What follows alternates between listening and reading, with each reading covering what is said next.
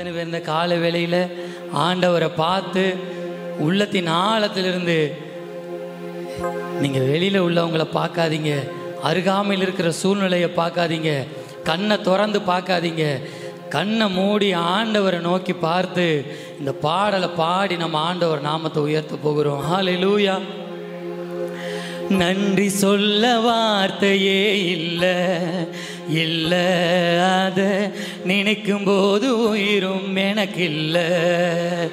ஓ, நன்றி சொல்ல வார்த்தையே இல்லை இல்லை, அதை நினைக்கும் போது உயிரும் எனக்கு இல்லை.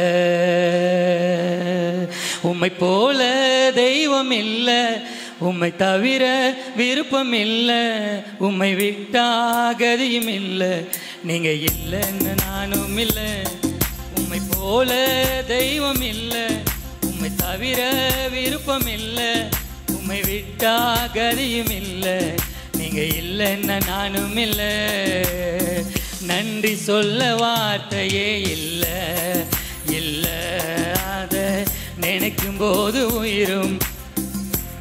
எல்லாரும் சேர்ந்து சபை ஆராதிக்கலாமா? நன்றி சொல்ல வார்த்தையே இல்லை இல்லை, அதை நினைக்கும் போது உயிரும் எனக்கும் இல்லை. நான் நடக்கும் வழியை எனக்கு காட்டியதும் நீரே, என் மீது கண்ணை வைத்து ஆலோசனை தந்தீரே.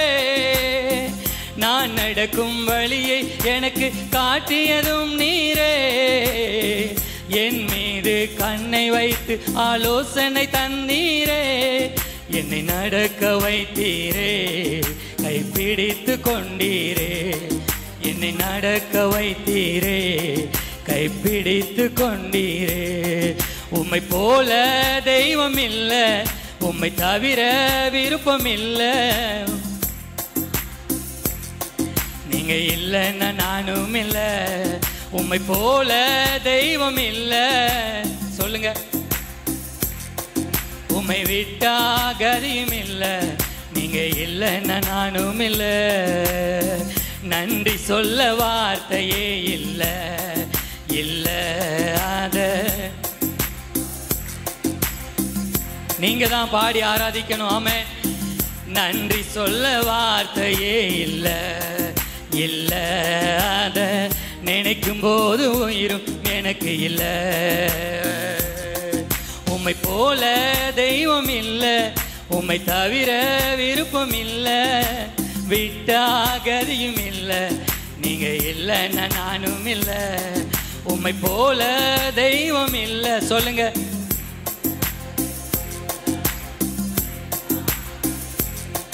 நீங்க இல்லைன்னா நானும் இல்லை.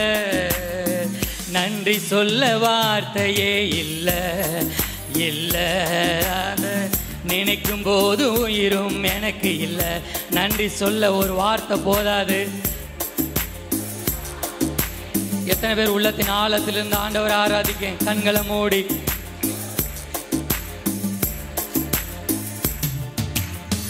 குப்பையில் இருந்த என்னை உயர்த்தி வைத்தீரே, ராஜாக்களோடு என்னை அமர வைத்தீரே. குப்பையில் இருந்த என்னை உயர்த்தி வைத்தீரே, ராஜாக்களோடு என்னை அமர வைத்தீரே. என்னை உயர்த்தி வைத்தீரே, உயர்த்தி அழகு பார்த்தீரே. என்னை உயர்த்தி வைத்தீரே, உயர்த்தி அழகு பார்த்தீரே. உம்மை போல தெய்வம் இல்லை, உம்மை தவிர விருப்பம் இல்லை, உம்மை விட்டா கதியும் இல்லை, நீங்க இல்லைன்னா நானும் இல்லை. உம்மை போல தெய்வம் இல்லை, சொல்லுங்க. உம்மை விட்டா கதியும் இல்லை, நானும் இல்லை. நன்றி சொல்ல வார்த்தையே இல்லை இல்லை, அதை நினைக்கும் போது உயிரும் எனக்கு இல்லை. உள்ளத்தின் ஆழத்தில் இருந்தப்பா நன்றி சொல்ல வார்த்தையே இல்லை.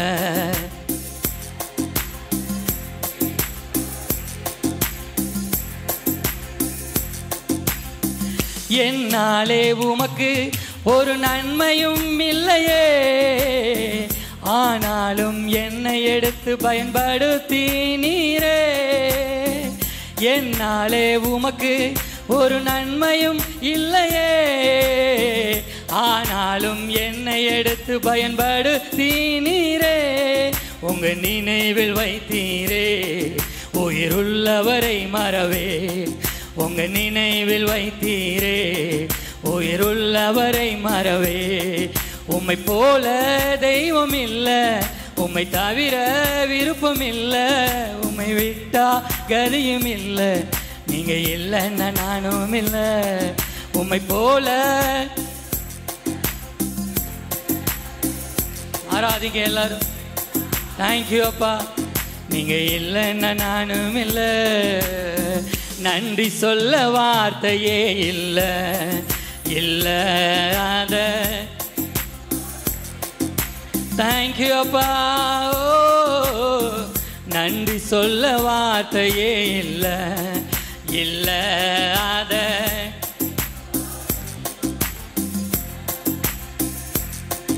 உம்மை போல தெய்வம் இல்ல, உம்மை தவிர விருப்பம் இல்ல, உம்மை விட்டா கதியும் இல்ல, நீங்க இல்லைன்னா நானும் இல்ல. எல்லாரும் அப்படி எழுந்து நின்று. தெய்வம் இல்ல, உம்மை தவிர விருப்பம் இல்ல, உம்மை விட்டா கதியும் இல்ல, நீங்க இல்லைன்னா நானும் இல்ல. நன்றி சொல்ல வார்த்தையே இல்ல. கரங்களை தட்டி எல்லாரும் உற்சாகமா. உயிரும் எனக்கு இல்ல.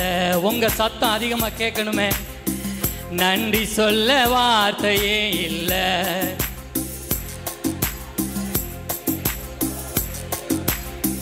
உம்மை போல தெய்வம் இல்ல, உம்மை போல தெய்வம் இல்ல, உம்மை விட்டா கதியும் இல்ல. நன்றி அப்பா. உம்மை போல தெய்வம் இல்ல. எல்லாரும் உள்ளத்தின் ஆழத்திலிருந்து உணர்ந்து, உம்மை விட்டா எனக்கு யாரப்பா கதி? நானும் இல்ல. நான் நடக்கும் வழியை எனக்கு காட்டியதும் நீரே, என் மீது கண்ணை வைத்து ஆலோசனை தந்தீரே. நான் நடக்கும் வழியை காட்டிய என் மேல உங்க கண்ணை வச்சு இரவும் பகல ஆலோசனை தந்தீங்களப்பா. என்னை நடக்க வைத்தீரே, கைப்பிடித்து கொண்டீரே. என்னை நடக்க வைத்தீரே, கைப்பிடித்து கொண்டீரே. உம்மை போல தெய்வம் இல்ல, உம்மை தவிர விருப்பம் இல்ல, உம்மை விட்டா. எல்லாரும் உள்ளத்தின் ஆழத்திலிருந்து உணர்ந்து பாடணும். வெறுமையா பாடாதீங்க. ஆண்டவருக்கு நன்றி செலுத்தி, உம்மை போல ஒரு தெய்வம் எனக்கு இல்லப்பா, நீங்க மட்டும் என் வாழ்வில் இல்லாம போனா நான் நாசமா போயிருப்பேன்னு சொல்லி நினைத்து பாருங்க. இல்ல அத நினைக்கும் போது உயிரும் எனக்கு இல்ல. ஓ நன்றி சொல்ல வார்த்தையே இல்ல, இல்ல அத நினைக்கும் போது உயிரும் எனக்கு இல்ல. குப்பையில் இருந்த என்னை, குப்பையில் இருந்த என்னை உயர்த்தி வைத்தீரே. ராஜாக்களோடு என்னை அமர வைத்தீரே. குப்பையில கடந்தப்பா, ஒண்ணுமில்லாத குப்பையில கடந்தேன். ராஜாக்களோடு என்னை அமர வைத்தீரே. என்னை உயர்த்தி வைத்தீரே, உயர்த்தி அழகு பார்த்தீரே. என்னை உயர்த்தி வைத்தீரே, அழகு பார்த்தீரே. உம்மை போல தெய்வம் இல்ல, உம்மை தவிர உம்மை விட்டா கதியும் இல்ல, நீங்க இல்லைன்னா நானும் இல்ல. உம்மை போல தெய்வம் இல்ல, உம்மை தவிர விருப்பம் இல்ல, உம்மை விட்டா கதியும் இல்ல, நீங்க இல்லைன்னா நானும் இல்ல. நன்றி சொல்ல, நன்றி சொல்ல வார்த்தையே இல்ல, இல்ல அத நினைக்கும் போது எனக்கு இல்ல. ஓ நன்றி சொல்ல வார்த்தையே இல்ல. சபை ஆராதிக்கட்டும்.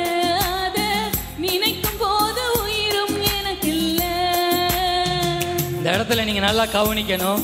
ஏன் நன்றி சொல்ல வார்த்தை இல்லை அப்படின்னு சொல்றேன்னா, நம்ம தெய்வத்துக்கு நன்றி சொல்ல 1000 நாவு போதாது. சில வேளை நம்ம இதுவரை நினைக்கலாம், என் கைப்பாடா தான் நான் இதை செய்தேன், நான் தான் இதை செய்தேன், என்னால தான் இது வந்தது அப்படின்னு நீங்க நினைக்கிறீங்களோ? அப்படி இல்லை.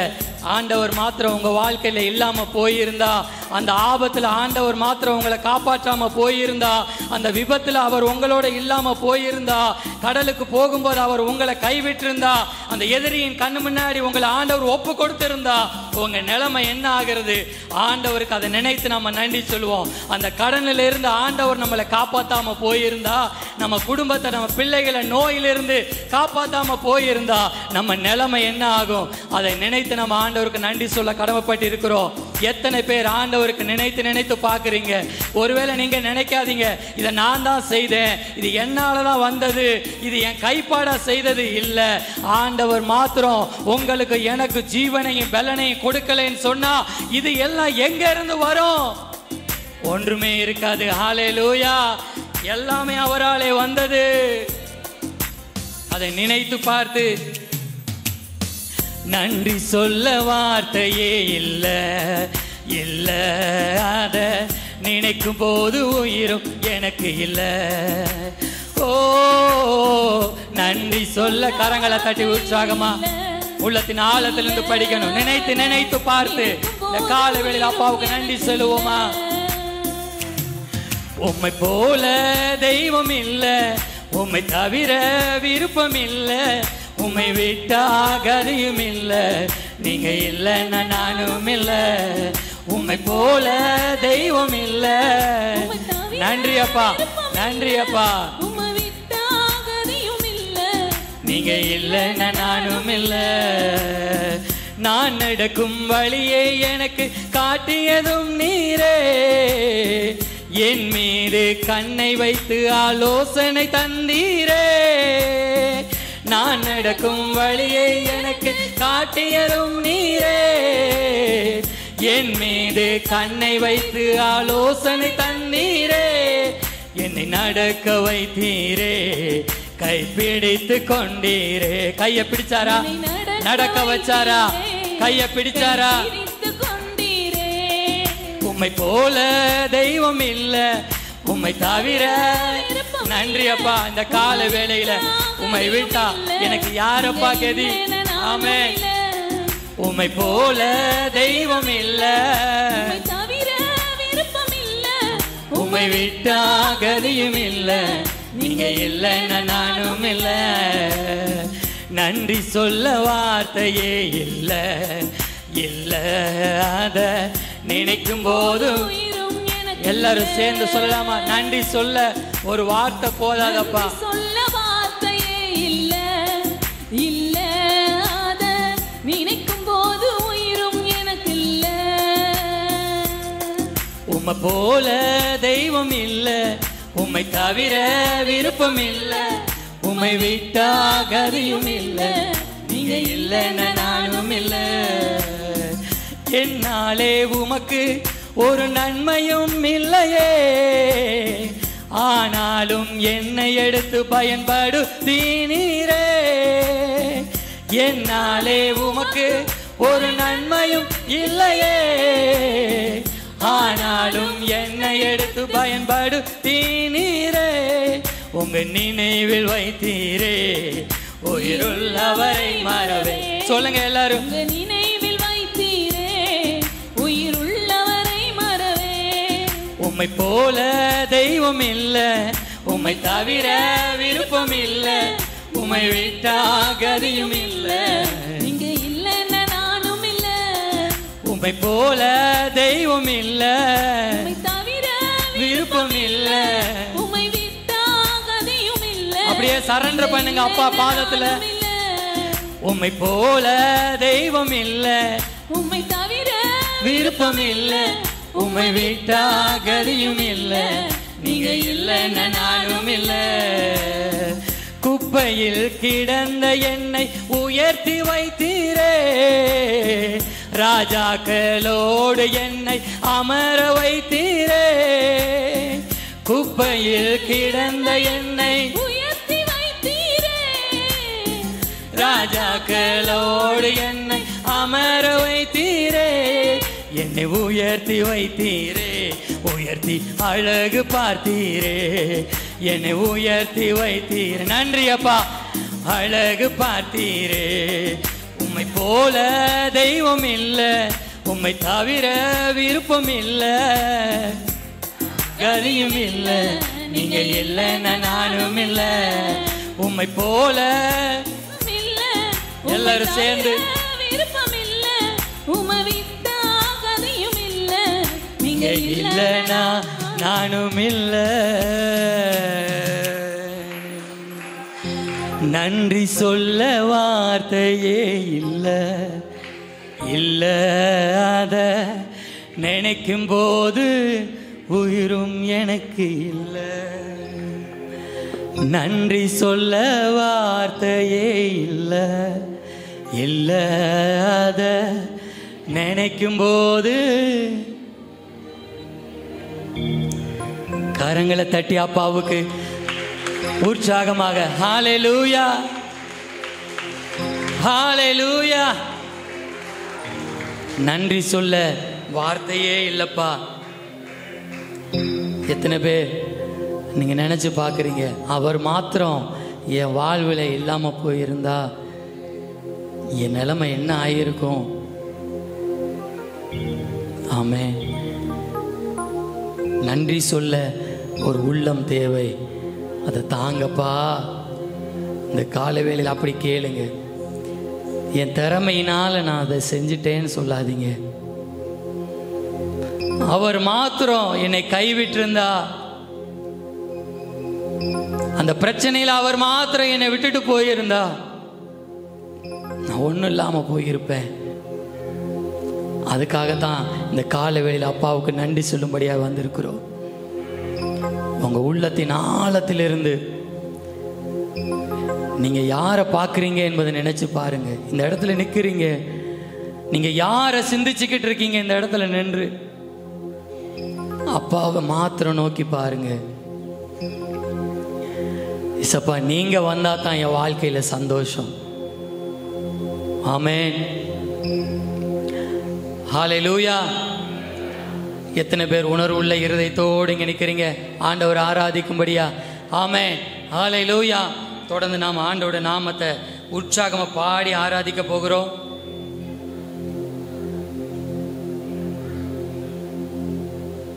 அப்பா இயேசு, நீங்க வந்தா சந்தோஷம் எனக்கு, நீங்க இல்ல ஆராதனை வேண்டாமே எனக்கு என்று சொல்லி நம்ம உற்சாகமா பாடி ஆண்டவர் நாமத்தை நம்ம உயர்த்த போகிறோம். அப்பா இயேசு, நீங்க வந்தா சந்தோஷம் எனக்கு, நீங்க இல்ல ஆராதனை வேண்டாமே எனக்கு. அப்பா இயேசு, நீங்க வந்தா சந்தோஷம் எனக்கு, நீங்க இல்ல ஆராதனை வேண்டாமே எனக்கு. வாருங்கப்பா, வரத்தாருங்கப்பா, கேளுங்கப்பா, ஜெபம் கேளுங்கப்பா. வாருங்கப்பா, உற்சாகமா கைகளை தட்டி, எல்லாரும் கைகளை தட்டி. அப்பா இயேசு, நீங்க வந்தா சந்தோஷம் எனக்கு, நீங்க எல்லாம் ஆராதனை வேண்டாமே எனக்கு. அப்பா இயேசு, நீங்க வந்தா சந்தோஷம் எனக்கு, நீங்க எல்லாம் ஆராதனை வேண்டாமே எனக்கு. தாவீதை போல் நடனமாடி உம்மை போற்றுவே, தானியேல் போல் ஜெபித்து உந்தன் பாதம் அமருவே. தாவீதை போல் நடனமாடி உம்மை போற்றுவே, தானியேல் போல் ஜெபித்து உந்தன் பாதம் அமருவே. பல கோடி கோடி நாவுகள் உம்மை உயர்த்திட, முழங்கால்கள் உந்தன் நாமத்திற்கு பணிந்து தொழுதிட. பல கோடி கோடி நாவுகள் உம்மை உயர்த்திட, முழங்கால்கள் உந்தன் நாமத்திற்கு பணிந்து தொழுதிட. வாருங்கப்பா, வரம் தாருங்கப்பா, கேளுங்கப்பா, ஜெபம் கேளுங்கப்பா. உற்சாகமா வாருங்கப்பா, வரம் தாருங்கப்பா, கேளுங்கப்பா, ஜெபம் கேளுங்கப்பா. அப்பா இயேசு, நீங்க வந்த சந்தோஷம் எனக்கு. சந்தோஷமா, நன்றி அப்பா. நீங்க தான்ப்பா எனக்கு எல்லாமே. இயேசு நீங்க வந்தா சந்தோஷம். Thank you அப்பா. நீங்க இல்ல ஆராதனை வேண்டாமே எனக்கு. உம்மை நான் ஆராதித்தால் தோல்வி எனக்கு இல்ல. உம்மை நான் ஸ்தோத்தரித்தால் தொல்லை எனக்கு இல்ல. உம்மை நான் ஆராதித்தால் தோல்வி எனக்கு இல்ல. உம்மை நான் ஸ்தோத்தரித்தால் தொல்லை எனக்கு இல்ல.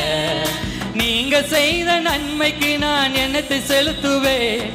நாள் முழுதும் உம் பாதம் தொழுது மகிழுவேன். நீங்க செய்த நன்மைக்கு நான் எண்ணத்தை செலுத்துவேன். நாள் முழுதும் உம் பாதம் தொழுது மகிழுவேன். வாருங்கப்பா வரத்தாருங்கப்பா, கேளுங்கப்பா ஜெபம் கேளுங்கப்பா. வாருங்கப்பா வரத்தாருங்கப்பா, கேளுங்கப்பா ஜெபம் கேளுங்கப்பா. அப்பா இயேசு நீங்க சந்தோஷம் எனக்கு. நீங்க எல்லாம் ஆராதனை வேண்டாமே எனக்கு. உற்சாகமா எல்லாரும் கரங்களை தட்டி அப்பாவுக்கு மகிழ்ச்சியோடு ஒரு துதியின் சத்தத்தால நிறையட்டும் இந்த இடம். ஆராதனை வேண்டாமே எனக்கு. உயிரோடு இருக்கும் வரை உம்மை பாடுவே. உந்தன் நாமம் உயர்த்திடவே உலகில் வாழுவே. உயிரோடு இருக்கும் வரை உம்மை பாடுவே. உந்தன் நாமம் உயர்த்திடவே உலகில் வாழுவே. நானும் அது அடியே நீர் ஆசீர்வதித்திடும். உமக்கு ஸ்தோத்திர பலிகள் செலுத்தி மகிழ்ந்து பாடுவே. நானும் அது அடியே நீர் ஆசீர்வதித்திடும். உமக்கு ஸ்தோத்திர பலிகள் செலுத்தி. எல்லாரும் கேளுங்க. வாருங்கப்பா வரம் தாருங்கப்பா, கேளுங்கப்பா ஜெபம் கேளுங்கப்பா. வாருங்கப்பா வரம் தாருங்கப்பா.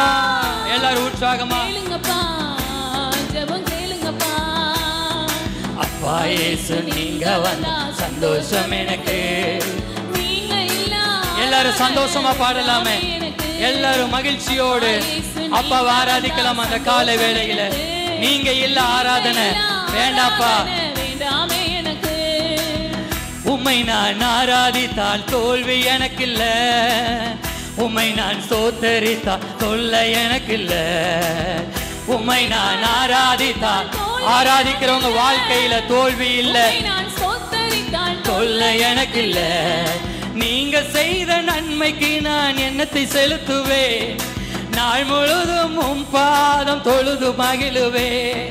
நீங்க செய்த நன்மைக்கு நான் எண்ணத்தை செலுத்துவேன்.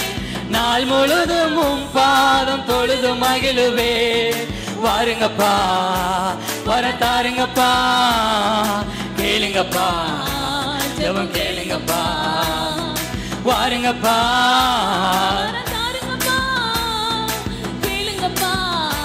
ஜெபம் கேளுங்கப்பா. அப்பா இயேசு நீங்க வந்தா சந்தோஷம் எனக்கு.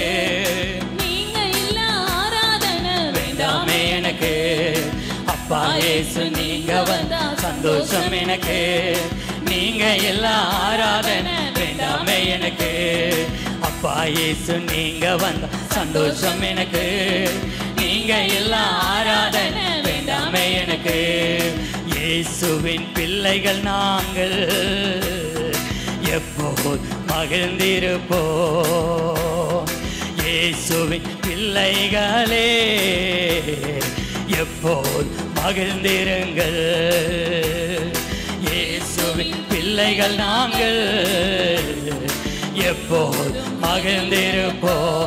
இயேசுவின் பிள்ளைகளே இயேசுவின் பிள்ளைகளே மகிழ்ந்திருங்கள். நினைப்பதற்கும் வேண்டுவதற்கும் அதிகமாய் செய்திடுவா. நினைப்பதற்கும் நான் வேண்டுவதற்கும் அதிகமாய் செய்திடுவா. இயேசு அதிசயம். எத்தனை பேர் வாழ்க்கையில் அதிசயம் செய்வார்?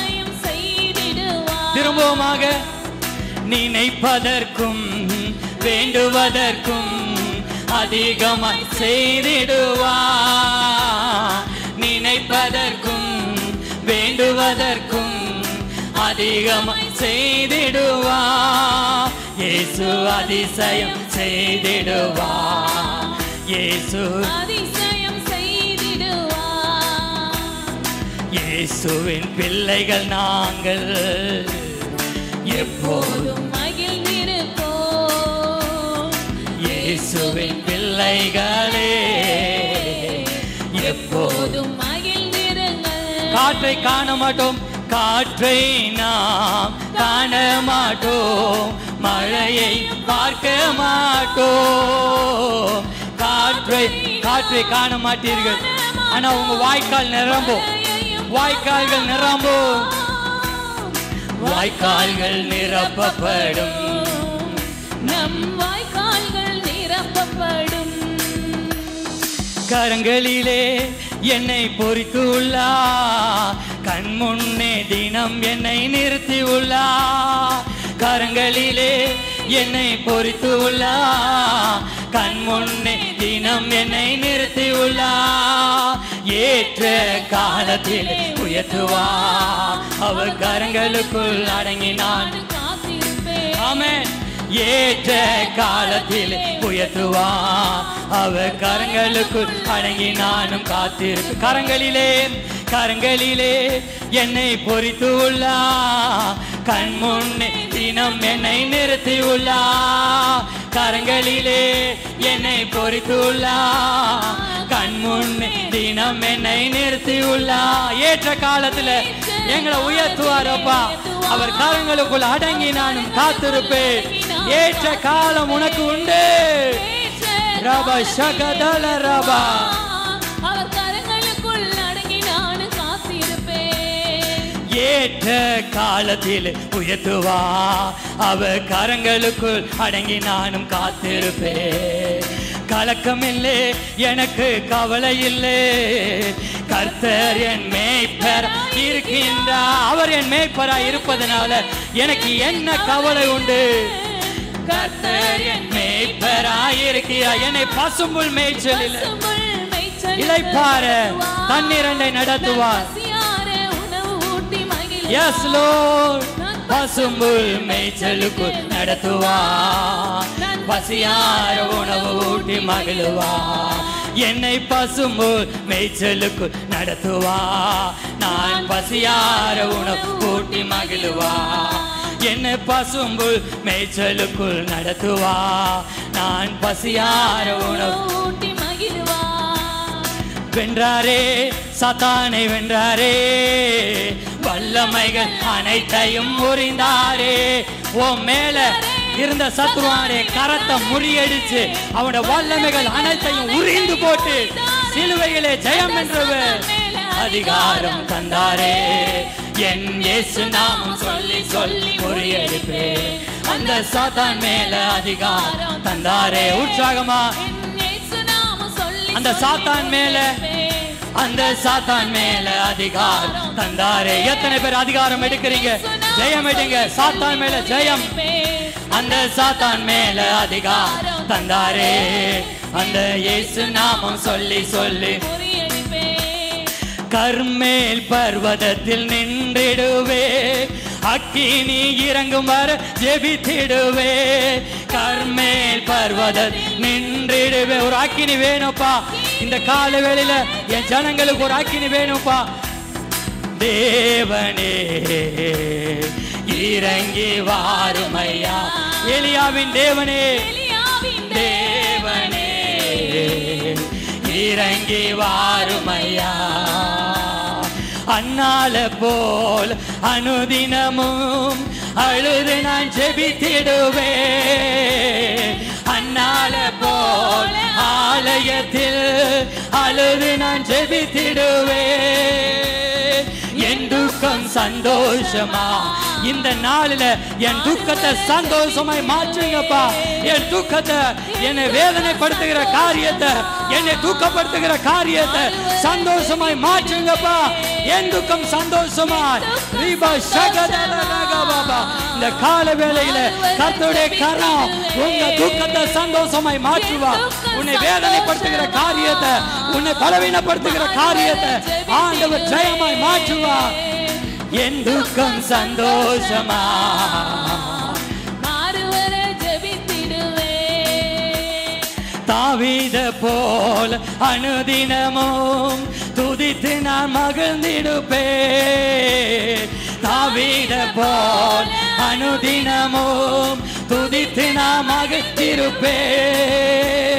கோலியாத்து வந்தாலும் அது எப்பேற்பட்ட பிரச்சனையா இருந்தாலும் இயேசுவின் நாமத்தினால இந்த காலவேளை நான் முறியடிப்பேன். ஒரு அக்கினி எங்க மேல போடுங்கப்பா. கர்மேல் பர்வதத்தில் நின்றிடுவே, அக்கினி இறங்கும் வரை ஜெபித்திடுவே.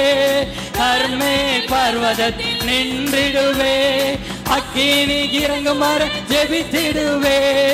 எலியாவின் தேவனே உற்சாகமா இறங்கி வாருமை. ஆவியோடு பலத்தோடு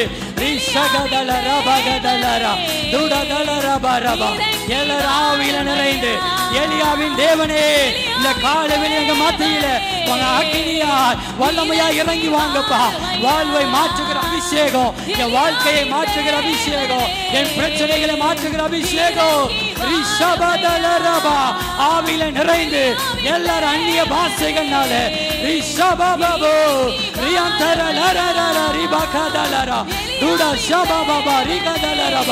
சபை ஆராதிக்கட்டும். தேவ கரம் என் மேலே, ஒரு வல்லமை கரம் என் மேலே, ஒரு அக்கினி கரம் என் மேலே.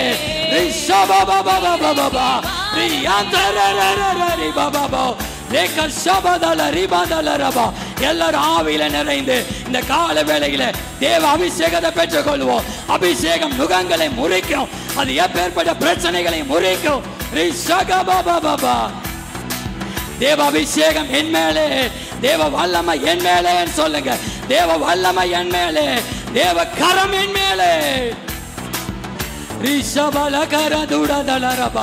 ஆலயத்தை தேவ மகிமையினால் நிரப்புங்கப்பா, நிரப்புங்க ஆவியானவரே. ஒவ்வொரு உள்ளங்களை நிரப்புங்கப்பா. வெறுமையான பாத்திரமாய் வாழ்ந்தது போதும், தேவ வல்லமையால் நிறையப்படுங்க.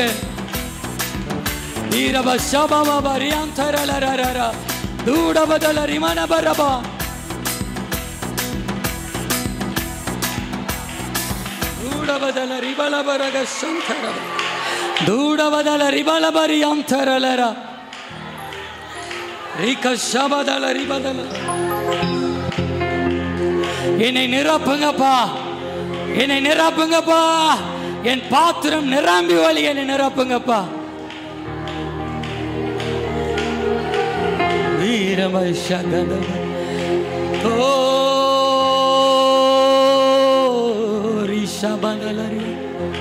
ஹalleluya, ஹalleluya. நன்றி ராஜா. உங்க உள்ளத்துல ஆண்டவரை துதிச்சு கொண்டே இருங்க. இங்க என்ன நடக்குன்னு பாக்குறதுக்கு நம்ம வரல, நான் எப்படி ஆண்டவரை ஆராதிக்க போகிறேன். ஓரி சகதலரி ஓரி அந்தரலரரரி பலர அந்தரரரர. நன்மை செய்த என் தேவனுக்கு நன்றி பலிகளை நான் செலுத்துகிறேன். ஓ ஹalleluya, ஹalleluya, ஹalleluya, ஹalleluya. இயேசுன்னு சொல்லுங்க. இயேசு, இயேசு, இயேசு, இயேசையா நன்றி. ரிபனர சந்தரலரரர ஓ ரிகதலரப ஓ ரியந்தரலரர தேரமதலரி மனரரரரர. ஓ ஹalleluya. அவர் மாத்திரம் நம்ம வாழ்க்கையில இல்லாம போயிருந்தா, அவர் மாத்திரம் எனக்கு நன்மை செய்யாது இருந்தா, அவர் மாத்திரம் என்னுடைய பிரச்சனையில் எனக்கு உதவி செய்யாம போயிருந்தா, ஒண்ணுமில்லாம போயிருப்பேன். என் வாழ்க்கைக்கு அவர் ஒரு வழியை காட்டாது இருந்தா நான் நாசமாய் போயிருப்பேன், நன்றி அப்பா, நன்றி அப்பா. சொல்லுங்க, நன்றி அப்பா. உங்க உள்ளத்திலிருந்து நன்றி அப்பா. ஏசையா, தேங்க்யூ ஜீசஸ். நன்றி அப்பா. எல்லாரும் முழங்கால் படியிட்டு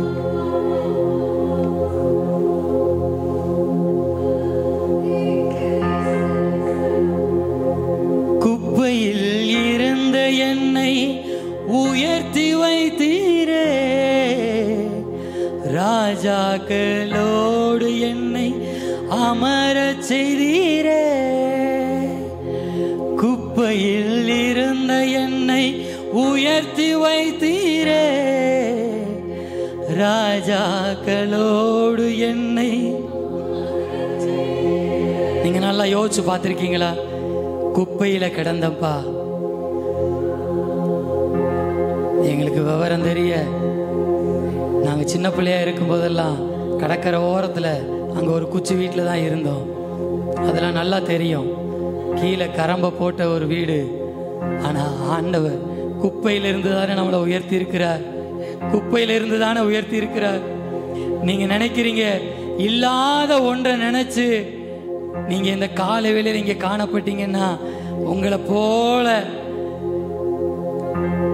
வருத்தப்படத்தக்கவங்க வேற யாருமே இல்லை. உங்களுக்கு இருக்கிறத நினைச்சு நீங்க ஆண்டவர் ஆராதிக்கணும். எனக்கு நல்ல வீடு கொடுத்திருக்கிறாரு, நல்ல மனைவியை கொடுத்திருக்கிறாரு, நல்ல கணவனை கொடுத்திருக்கிறாரு, நல்ல பிள்ளைகளை கொடுத்திருக்கிறாரு, நல்ல வேலைகளை கொடுத்திருக்கிறாரு. அவர் மாத்திரம் என் வாழ்க்கையில் இல்லாதிருந்தார். குப்பையில் இருந்த என்னை உயர்த்தி வைத்தீரே, ராஜாக்களோடு என்னை அமர செய்தீரே. எல்லாரும் கரங்களை உயர்த்தி, குப்பையில் இருந்த என்னை உயர்த்தி வைத்தீரே,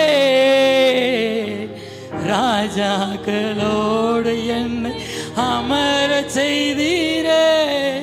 என்னை உயர்த்தி வைத்தீரே, உயர்த்தி அழகு பார்த்தீரே, உயர்த்தி வைத்தீரே, அழகு பார்த்தீரே.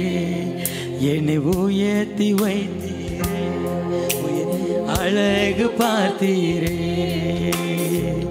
நன்றி சொல்ல வார்த்தை இல்ல இல்ல, அத நினைக்கும் போது உயிரும் எனக்கு இல்ல. ஓ, நன்றி சொல்ல வார்த்தை இல்ல இல்ல, அத நினைக்கும் போது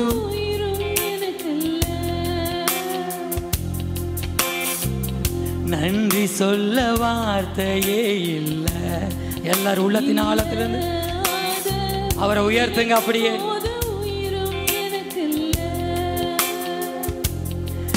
உம்மை போல தெய்வம் இல்ல, உம்மை தவிர விருப்பம் இல்ல, உம்மை விட்டா கதியும் இல்ல, நீங்க இல்லைன்னா நானும் இல்ல. உம்மை போல வாலிப தம்பிமார், தங்கச்சிமார், சின்ன பிள்ளைங்க எல்லாரும் ஆண்டவரை பார்த்து கண்களை மூடி, நீங்க இல்லைன்னா நானும் இல்லை. சத்தத்தை உயர்த்தி, நன்றி சொல்ல வார்த்தை இல்ல. உங்க சத்தம் உயரட்டும். அப்படியே உங்க சத்தத்தை உயர்த்துங்க. அப்படியே சபை ஆராதிக்கட்டும். நன்றி சொல்ல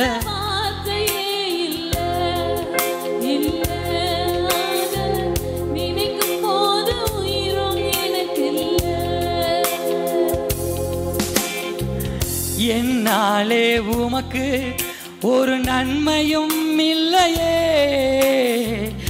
ஆனாலும் என்னை எடுத்து பயன்படுத்தி நீரே. என்னாலே உமக்கு ஒரு நன்மையும் இல்லையே, ஆனாலும் என்னை எடுத்து என்னை எடுத்து பயன்படுத்தி நீரே. உங்க நினைவில் வைத்தீரே, உயிருள்ளவரை. எத்தனை பேர் சொல்றீங்க உயிருள்ளவரை உம்மை மறவேனப்பா? உயிருள்ளவரை மறவேன். உங்க நினைவில் வைத்தீரே உயிருள்ளவரை மறவே. உங்க நினைவில் வைத்தீரே உயிருள்ளவரை மறவே. உம்மை போல தெய்வம் இல்லை, உம்மை தவிர விருப்பம் இல்லை, உம்மை விட்டாகதியும் இல்லை, நீங்க இல்லைன்னா நானும் இல்லை. உம்மை போல தெய்வம் இல்லை, உம்மை தவிர விருப்பம் இல்லை, உம்மை விட்டாகதியும் இல்லை, நீங்க இல்லைன்னா நானும் இல்லை. 1000 பேர்கள் சிறந்தோ ஆண்டவரே சுனீரே. 1000 பேர்கள் சிறந்தோ ஆண்டவரே சுனீரே. விடி வெள்ளியே எங்கள் பிரியம் நீரே. என்றென்றும் தொழுதிடுவோ. விடி வெள்ளியே எங்கள் பிரியம் நீரே. என்றென்றும் தொழுதிடுவோ. ஆராதனை நாயே நீரே. ஆராதனை வேந்தன் நீங்க தான் ஆராதனைக்கு பாத்திரப்பா.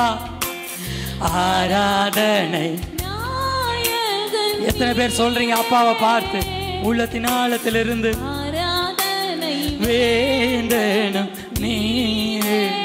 முடிவில்லா முடிவில்லா ராஜ்யம் அருள திரும்பவும் வருவேன் என்றே. முடிவில்லா ராஜ்யம் அருள நீங்க திரும்பவும் வருவேன் வருவேன் ஆயத்தமா சேர்ந்திடவே அனுதினம் வணங்குகிறே.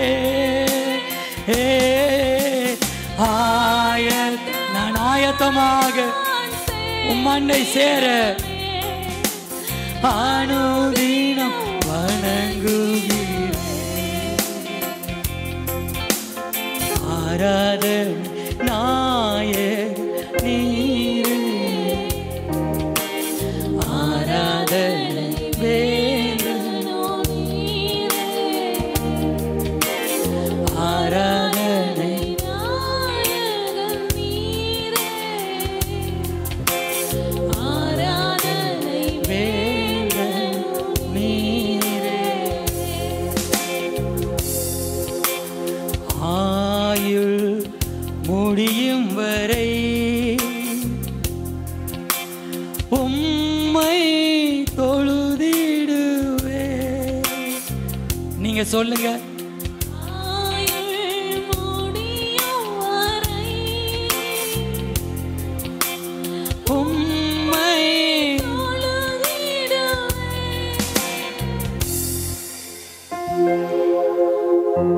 ஆயுள் முடியும் வரை உம்மை தொழுதிடுவே. உங்க நெஞ்சில கைய வச்சு உங்க இருதயத்துல எல்லாரும் கைய வச்சு நானும் என் வீட்டாருமோ வென்ற கர்த்தரையே சேவிப்போம். ஆயுள் முடியும் வரை உம்மை தொழுதிடுவே. நீங்க சொல்லுங்க. ஆயுள் முடியும் வரை உம்மை தொழுதிடுவே.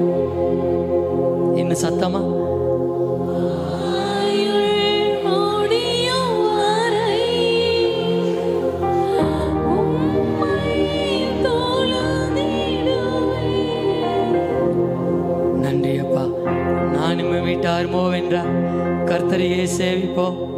நானும் என் பிள்ளைகளுமாய் கர்த்தரையே சேவிப்போம். சொல்லுங்க, நானும் என் வீட்டாருமோ வேண்டால் கர்த்தரையே சேவிப்போம்.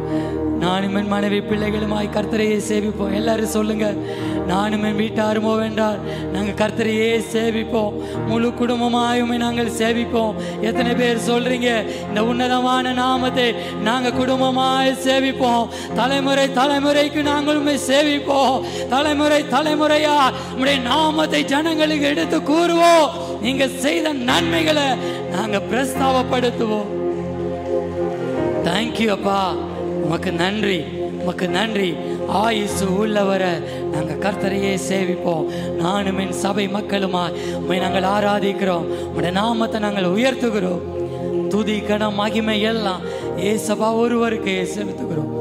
மீட்பரே இயேசுவின் நாமத்தில் நாங்கள் ஜெபித்து இந்த ஆராதனை ஒப்பு கொடுக்கிறோம். நல்ல பிதாவே, ஆமென். வேதத்தின் தியானத்துக்காக ஆபக்கூக் தீர்க்க தரிசன புஸ்தகத்திலே 2வது அதிகாரம், அதில் 2-3 வசனங்களை வாசிப்போம்.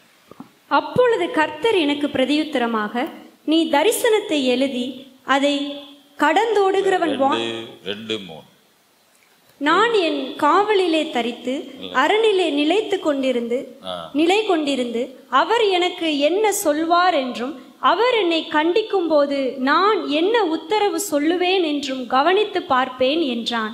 அப்பொழுது கர்த்தர் எனக்கு பிரதியுத்தரமாக, நீ தரிசனத்தை எழுதி அதை கடந்தோடுகிறவன் வாசிக்கும்படி பலகையிலே தீர்க்கமாக வரை. குறித்த காலத்திற்கு தரிசனம் இன்னும் வைக்கப்பட்டிருக்கிறது. முடிவிலே அது விளங்கும். அது பொய் சொல்லாது. அது தாமதித்தாலும் அதற்கு காத்திரு. அது நிச்சயமாய் வரும். அது தாமதிப்பதில்லை. ஆமென். ஜெபம் பண்ணுவோம். நல்ல பிதாவே, இந்த வார்த்தைகளுக்காக கர்த்தரை நாங்கள் துதிக்கிறோம். இந்த வசனங்களை உங்கள் சமூகத்தில் அர்ப்பணிக்கிறோம். கர்த்தருடைய ஆவியானவர் எங்களோடு பேசுவீராக.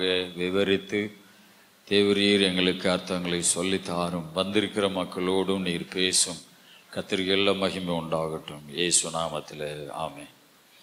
கர்த்தருக்கு ஸ்தோத்திரம். ஆபக்கூக் தீர்க்க தரிசன புஸ்தகத்திலே 2வது அதிகாரம் 2-3 வசனங்களிலே ஸ்தோத்திரம். 3வது வசனம் சொல்லுகிறது, குறித்த காலத்துக்கு தரிசனம் இன்னும் வைக்கப்பட்டிருக்கிறது. முடிவிலே அது விளங்கும். அது பொய் சொல்லாது. அது தாமதித்தாலும் அதற்கு காத்திரு. அது நிச்சயமாய் வரும். அது தாமதிப்பதும் இல்லை. ஹல்லேலூயா. நம்முடைய ஆண்டவர் ஒரு உயிருள்ள ஒரு தெய்வம். ஆண்டவர் இந்த உலகத்தில் வாழுகிற அவருடைய பிள்ளைகளுக்கு, அவருடைய பக்தர்களுக்கு கடவுள் சில நேரம் தீர்க்க தரிசனமாய் சொப்பனமாய் சில வெளிப்பாடுகள் மூலம், சில வார்த்தைகள் மூலம் கடவுள் பேசுவார். ஹல்லேலூயா. ஸ்தோத்திரம். மோசே காலத்தில் ஆண்டவர் சொல்லுகிறார், ஸ்தோத்திரம், ஒருவன் எனக்கு பிரியமாய் வாழ்ந்தால் அவனுக்கு சொப்பனத்திலே என்னை வெளிப்படுத்துவேன். ஸ்தோத்திரம். அப்போ ஆண்டவர் ஆமென், அவருக்கு பிரியமான பிள்ளைகளுக்கு, அவருக்கு பக்தியாய் ஜீவிக்கிற பிள்ளைகளுக்கு ஆண்டவர் சொப்பனங்கள் மூலமாக, தரிசனங்கள் மூலமாக, வார்த்தைகள் மூலமாக கடவுள் சில காரியங்களை குறித்து நம்மோடு பேசுவார். ஹல்லேலூயா. மனிதர்கள் பேசுகிற வார்த்தைகள் சில வேளை நடக்காமல் போகலாம். ஆனால் ஆண்டவர் சொல்லுகிற ஒவ்வொரு வார்த்தைகளும் அது நடக்கும். ஆமென். அது ஸ்தோத்திரம், அது வீணாய் போகாது, அது கழிந்து போகாது, கேன்சல் ஆகாது. அது நிச்சயமாய் நடக்கும். ஆமென். அதற்கு நீ காத்திரு. அதில் ஒரு வசனம் சொல்லுகிறது, அதற்கு நீ காத்திரு. அது தாமதித்தாலும் அதற்கு காத்திரு. கடவுள் ஸ்தோத்திரம் ஒவ்வொரு மனிதர்களுக்கும் ஆமென் ஒவ்வொரு வெளிப்பாடுகள், ஒவ்வொரு குடும்பங்களுக்கு ஒரு வெளிப்பாடுகள் இப்படி ஆண்டவர் கொடுத்து இந்த உலகத்திலே அவர்களை ஸ்தோத்திரம் கொஞ்ச காலம் நீ காத்திரு, அது வரும்போது உனக்கு ஆமென் நான் நியமித்த நாட்கள் வருவர காத்திரு, அது நிச்சயமாய் நடக்கும். அல்லேலூயா. 75 வயதுல ஆபிரகாமை பார்த்து ஆண்டவர் சொல்லுகிறார், நான் உனக்கு ஒரு குழந்தையை தருவேன், அவனுக்கு ஈசாக்கு என்று பெயர் வை. ஆண்டவர் அவனுக்கு 100 வயதுல அவனுக்கு அந்த ஈசாக்கை கொடுத்தார். 25 வருஷம் அவன் ஆபிரகாம் ஒரு குழந்தைக்காக காத்திருந்தான். ஆனால் நிச்சயமாய் நடக்கும். இடையில ஆபிரகாம் ஸ்தோத்திரா இஸ்மவேல் உமக்கு முன்பதாக பிழைப்பானாக என்கிற ஒரு சந்தேகத்துக்குள்ள எல்லாம் போகிறார்.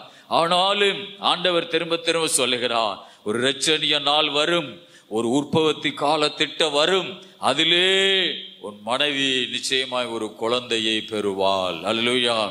ஆண்டவர் என்பவர் ஸ்தோத்திரம் ஒரு வார்த்தையை கொடுத்து, ஒரு வாக்குத்தத்தத்தை கொடுத்து, ஒரு தரிசனத்தை கொடுத்து, ஒரு சொப்பனத்தை கொடுத்து அவர்களை ஆமே நீ காத்திரு, அதற்கென்று வாழு, அதற்கென்று உன்னை பாதுகாத்து கொள்ளு, அந்த ஆசீர்வாதம் ஒரு காலத்திலே உன் மேலே நடக்கும். அல்லேலூயா. கர்த்தருக்கு மகிமை உண்டாவதாக.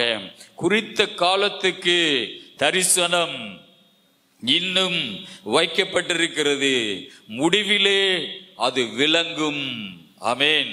அது பொய் சொல்லாது. அது தாமதித்தாலும் அதற்கு காத்திரு. அது நிச்சயமாய் வரும். அது தாமதிப்பதும் இல்லை. அல்லேலூயா. ஆண்டவருக்கு மகிமை உண்டாவதாக.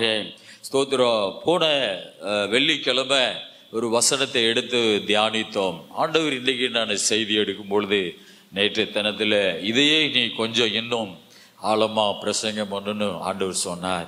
பாருங்க, ஆதியாகம புஸ்தகம் 37ஆம் அதிகாரத்தில், ஆதியாகம புஸ்தகம் 37ஆம் அதிகாரத்தில் 6 வாசிப்போம். அவன் அவர்களை நோக்கி, நான் கண்ட சொப்பனத்தை கேளுங்கள். நாம் வயலில் அறுத்த அரிகளை கட்டி கொண்டிருந்தோம். அப்பொழுது என்னுடைய அரிக்கட்டு நிமிர்ந்திருந்தது, உங்கள் அரிக்கட்டுகள் என் அரிக்கட்டை சுற்றி வணங்கி நின்றது என்றான். அப்பொழுது அவன் சகோதரன் அவனை பார்த்து, நீ எங்கள் மேல் துரைத்தனம் பண்ணுவாயோ, நீ எங்களை ஆள போகிறாயோ என்று சொல்லி அவன் சொப்பனங்களின் நிமித்தம் அவன் வார்த்தையின் நிமித்தமும் இன்னும் அதிகமாய் பகைத்தார்கள். அவன் வேறொரு சொப்பனம் கண்டு தன் சகோதரரை நோக்கி, நான் இன்னும் ஒரு சொப்பனத்தை கண்டேன், சூரியனும் சந்திரனும் 11 நட்சத்திரங்களும் என்னை வணங்கினது என்றான். இதை அவன் தன் தகப்பனுக்கும் தன் சகோதரருக்கும் சொன்னபோது அவன் தகப்பன் அவனை பார்த்து, நீ கண்ட இந்த சொப்பனம் என்ன? நானும் உன் தாயாரும் உன் சகோதரரும் தரைமட்டம் குனிந்து உன்னை வணங்க வருவோமோ என்று அவனை கடிந்து கொண்டான். அவன் சகோதரர் அவன் மேல் பொறாமை கொண்டார்கள். அவன் தகப்பனோ அவன் சொன்னதை மனதிலே வைத்துக் கொண்டான். ஹல்லேலூயா. கர்த்தருக்கு மகிமை உண்டாவதாக. இந்த யோசேப்புக்கு கடவுள் ஸ்தோத்திரம் ஒரு சொப்பனம் மூலமாக ஒரு காரியத்தை வெளிப்படுத்துகிறார். சொப்பனம் அப்படின்னு சொல்றதும் தரிசனம் சொல்றதும் 2 ஒன்றாகவே இருக்கிறது. அது எங்கே எழுதப்பட்டிருக்கிறது என்றால், ஆதியாகமம் 28ஆம் அதிகாரத்தில் 12ஆம் வசனமும், ஸ்தோத்திரம் ஆதியாகமம் 35 அதிகாரம் 1ஆம் வசனமும், ஸ்தோத்திரம் முதல்ல கண்டது ஸ்தோத்திரம் யாக்கோபு சொப்பனம். அந்த சொப்பனத்தை கடவுள் உனக்கு தரிசனமான தேவன் என்று சொல்லுகிறார். ஆதியாகமம் 28:12 வாசிங்க.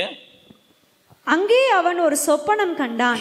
இதோ ஒரு ஏணி பூமியிலே வைக்கப்பட்டிருந்தது, அதன் நுனி வானத்தை எட்டி இருந்தது, அதிலே தேவதூதர் ஏறுகிறவர்களும் இறங்குகிறவர்களுமாய் இருந்தார்கள். 35 அதிகாரம் 1ஆம் வசனத்துல இதையே கர்த்தர் உனக்கு தரிசனமான தேவன் என்று சொல்லுகிறார். 35:1 தேவன் யாக்கோபை நோக்கி, நீ எழுந்து பெத்தேலுக்கு போய் அங்கே குடியிருந்து நீ உன் சகோதரனாகிய ஏசாவின் முகத்துக்கு விலகி ஓடுகிற போது உனக்கு தரிசனமான தேவனுக்கு அங்கே ஒரு பலிபீடத்தை உண்டாக்கு என்றார். பாருங்கள், முதல்ல கடவுள் சொப்பனம் கண்டான் என்று எழுதப்பட்டிருக்கிறது. அதே ஆண்டவர் சொல்லுகிறார் உனக்கு தரிசனமான தேவனுக்கு. ஆகவே சொப்பனம் தரிசனம் என்பது 2ஐயும் ஒன்றாகவே கடவுள் பேசுகிறார். அல்லேலூயா. கர்த்தருக்கு மகிமை உண்டாவதாக. ஆதியாகமம் 37ஆம் அதிகாரத்துல ஸ்தோத்திரம் 6ஆம் வசனம் சொல்லுகிறது, அவன் அவர்களை நோக்கி, நான் கண்ட சொப்பனத்தை நீங்கள் கேளுங்கள். இந்த யாக்கோபுக்கு 12 ஆண் பிள்ளைகள். இந்த யோசேப்பு ஸ்தோத்திரம் 11வது பிள்ளையாக இருந்தான். 11வது ஆண் பிள்ளையாக இருந்தான். இந்த யோசேப்பு வளர்ந்து வரும்பொழுது இந்த யோசேப்பு ஆண்டவருக்கு ஒரு பிரியமான பிள்ளையாக, ஆண்டவர் அதிகமா நேசிக்கிற ஒரு மகனாக வளர்ந்து வந்தார். அவனுடைய வாழ்க்கையிலே ஸ்தோத்திரா அவன் மனம் போன போக்குல வாழாம கர்த்தருக்கு பயந்த ஒரு வாழ்க்கை வாழ்ந்து வந்தான். அல்லேலூயா, கர்த்தருக்கு ஸ்தோத்திரம். இந்த யோசேப்பை அவனுடைய தகப்பன் ரொம்ப அன்பாக நேசித்தான். ஏனென்றால் அவன் நேசித்த ராகேல் பெற்ற ஒரு மூத்த மகன் தான் இந்த யோசேப்பு. ஆகவே இந்த யோசேப்பு அண்ணன் தம்பிகள் செய்கிற பாவங்கள் குறைகளை எல்லாம் தன் தகப்பனிடத்திலே வந்து சொல்லுகிறவனாக இருந்தான். தான் தவறு செய்கிறவனாக அல்ல, தவறு செய்கிற சகோதரர்களுடைய குறைகளை தன் தகப்பன் யாக்கோபிடத்திலே வந்து சொல்லுகிறவனாக, யாக்கோபுக்கு அப்பாவுக்கு பிரியமா வாழ்ற ஒரு மகனாக அவை வளர்ந்து வந்தான். இந்த யோசேப்புக்கு அவங்க அப்பா நல்ல ட்ரெஸ்ஸுகளை தச்சு கொடுக்கிற அவை ஒரு தகப்பனாக இருந்தான். அதனால கையில தான் ட்ரெஸ் செய்கிறது. ஆகவே பல வர்ணமான அங்கிகளை செய்து இந்த யாக்கோபு யோசேப்புக்கு கொடுப்பான். அல்லேலூயா, கர்த்தருக்கு மகிமை உண்டாவதாக. இப்போ யோசேப்புக்கு கடவுள் ஒரு சொப்பனத்தை அவன் கொடுக்கிறான். நான் வயலிலே அறுத்த அரிகளை கட்டி கொண்டிருந்தோம், அப்பொழுது என்னுடைய அரிக்கட்டு நிமிர்ந்திருந்தது, உங்கள் அரிக்கட்டுகள் என் அரிக்கட்டை சுற்றி வணங்கி நின்றது என்றார். இது ஒரு சொப்பனம். அல்லேலூயா, இது ஆண்டவர் கொடுக்கிற அவன் வாழ்க்கையிலே ஒரு உயர்வான ஒரு இடத்துக்கு, ஒரு ஆசீர்வாதமான இடத்துக்கு நான் உன்னை கொண்டு போவேன், ஒரு ஆசீர்வாதமான வாழ்க்கை உனக்கு இருக்கிறது என்று யோசேப்புக்கு கடவுள் வெளிப்படுத்துகிறார். அல்லேலூயா, ஸ்தோத்திரா. ஏன் இந்த 11 சகோதரர்களுக்கு கடவுள் வெளிப்படுத்தவில்லை? அவர்கள் மனம் போன போக்கிலே வாழ்கிறவர்கள். ஆமென். கடவுளுடைய வசனத்தின்படி வாழாதவர்கள், சில தவறுகளை செய்து நல்ல பிள்ளை மாதிரி வேஷம் போட்டு அப்பாவுக்கு முன்னாடி ஸ்தோத்திரா ஆமென் நல்ல பிள்ளைகள் போல வேஷம் போடுகிறவர்களாக இருந்தார்கள். ஆனால் இந்த யோசேப்போ அவன் தேவனுக்கு பிரியமாக, பூமியிலே காணப்படுகிற ஒரு தகப்பனுக்கு பிரியமாக இந்த யோசேப்பு வாழ்ந்து வந்தார். அதனாலே கடவுள் அவனை நம்பி அவன் மேல ஒரு ஆசீர்வாதத்தை வைக்கிறார். ஸ்தோத்திரா, நீ இந்த குடும்பத்திலே ஒரு உயர்ந்தவனாக, ஒரு மதிப்புள்ளவனாக நான் உன்னை ஆசீர்வதிக்க போகிறேன். உன்னுடைய அரிக்கட்டு நிமிர்ந்து நிற்கிறது. அவன் மற்றவர்களுடைய அரிக்கட்டெல்லாம் என்னை குனிந்து வணங்குகிறதாக இருக்கிறது. அல்லேலூயா. அப்பொழுது அவன் சகோதரர் அவனை பார்த்து, நீ எங்கள் மேல் துரைத்தன பண்ணுவாயோ, நீ எங்களை ஆள போகிறாயோ என்று சொல்லி அவனை அவன் சொப்பனங்கள் நிமித்தமும் அவன் வார்த்தைகள் நிமித்தமும் இன்னும் அதிகமாய் பகைத்தார்கள். ஆக அந்த சகோதரரிடத்திலே ஒன்று விளங்குகிறது, அவர்கள் கடவுளுக்கு பயப்படாதவர்கள். அல்லேலூயா. கடவுளுடைய சொப்பனத்துக்கு கீழ்ப்படியாதவர்கள், கடவுளை எதிர்த்து நிற்கிறவர்களாக இருந்தார்கள். கடவுள் தானே சொப்பனத்தை கொடுக்கிறார், கடவுள் அவனை உயர்த்த போகிறார், நாம் எப்படி எதிர்த்து நிற்க முடியும்? கடவுள் உயர்த்தினா அது யாரும் எதிர்த்து நின்று தடுக்க முடியாது என்ற ஒரு பயம் அவர்களுக்கு இல்லாமல், கடவுள் கொடுத்த அந்த தரிசனம் பெற்றுக்கொண்ட அந்த தம்பியை அவர்கள் பகைக்கிறவர்களாக காணப்பட்டார்கள். அல்லேலூயா. அப்படி குணம் இருக்கும்போது கடவுள் எப்படி உனக்கு ஒரு தரிசனம் கொடுப்பா, எப்படி உன்னை உயர்த்துகிற ஒரு வெளிப்பாடை கொடுப்பா?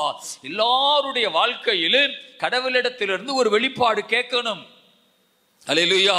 எல்லாரும் வாழ்க்கையிலும் எனக்கு ஒரு தரிசனம் தாங்கப்பா என்று கேட்கணும். ஆமென். என்னுடைய வாழ்க்கையினுடைய நிச்சயத்தை குறித்து, என்னுடைய வாழ்க்கையில் உள்ள உயர்வின் நிச்சயத்தை குறித்து எனக்கு ஒரு தரிசனம் தாங்க ஆண்டவரே, அதன்படி நான் வாழுவேன், அதன்படி நான் காத்து கொண்டு ஜீவிப்பேன் என்று ஆண்டவர்ச்சே நாம் தரிசனங்களை கேட்க வேண்டும். அல்லேலூயா. வெளிப்பாடுகளை கேட்கணும். ஆண்டவர் என்னோடு பேசுங்க. ஏனென்றால் நம்ம ஆராதிக்கிற தெய்வம் ஆமென் ஆண்டவராய் இயேசு கிறிஸ்து ஒரு உயிருள்ள ஒரு தெய்வமாக இருக்கிறார். அல்லேலூயா. கர்த்தருக்கு மகிமை உண்டாவதாக. ஆடியிலே திருவிழா கொண்டாடி, ஆடியில திருவிழா யாருக்கு எடுப்பாங்க? முனிகளுக்குத்தான் திருவிழா எடுப்பார்கள். அல்லேலூயா. ஆக நீங்கள் போய் முனி சேட்டையில மாட்டிக்கிறாதீங்க. எத்தனை பேர் விளக்குது? அல்லேலூயா. ஆக நம்முடைய ஆண்டவர் ஒரு உயிருள்ள தெய்வம். ஆமென். ஆடி அமாவாசை என்றதல்ல, இப்போதும் உயிருள்ள ஒரு தெய்வம். ஏசப்பாவுக்கு ஒரு அல்லேலூயா சொல்லுமா? அல்லேலூயா. தேவ பிள்ளைகளே ஸ்தோத்திரம். ஆகவே இந்த தெய்வம் இயேசு கிறிஸ்து, ஆமென், கர்த்தராகிய இயேசு ஒரு உயிருள்ள ஒரு தெய்வம். அவரிடத்தில் நீ வெளிப்பாடு கேளு. என்னுடைய வாழ்க்கையின் நிச்சயத்தை குறித்து, ஒரு உயர்வின் நிச்சயத்தை குறித்து எனக்கு ஒரு வெளிப்பாடு தாரும் ஆண்டவரே, என்னுடைய கேளு. அல்லேலூயா. இந்த சகோதரர்களுக்கு ஏன் வெளிப்பாடு கொடுக்கவில்லை? அவர்கள் வெளிப்பாடு பெற்றுக்கொண்ட தம்பியை அவர்கள் பகைக்கிறார்கள். அல்லேலூயா. கர்த்தருக்கு ஸ்தோத்திரம்.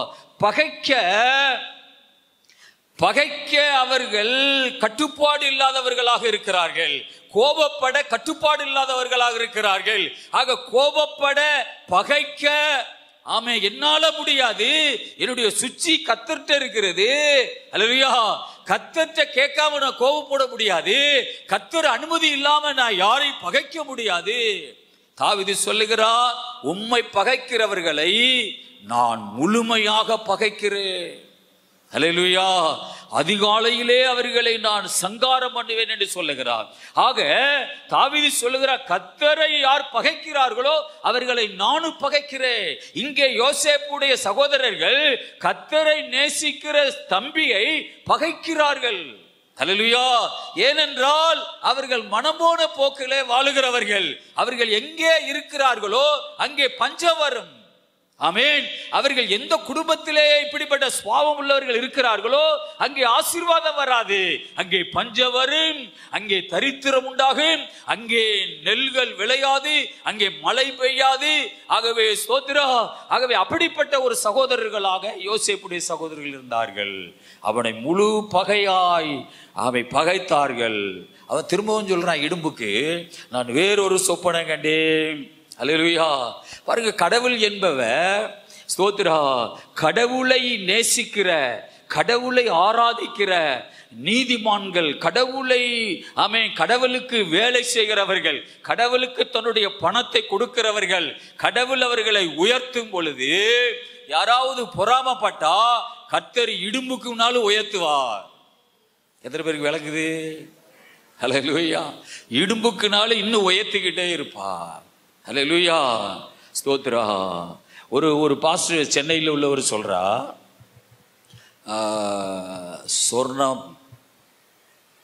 சொர்ணம் சொல்லி ஒரு பாஸ்டர், ஏஜி பாஸ்டர், சொர்ண ரத்தனமா, அந்த பாஸ்டர் சொல்றாரு, அல்லேலூயா, அவர் பேர் என்ன, சொர்ணராஜ், ஒரு வயசானவர், 80-90 வயசு இருக்கு.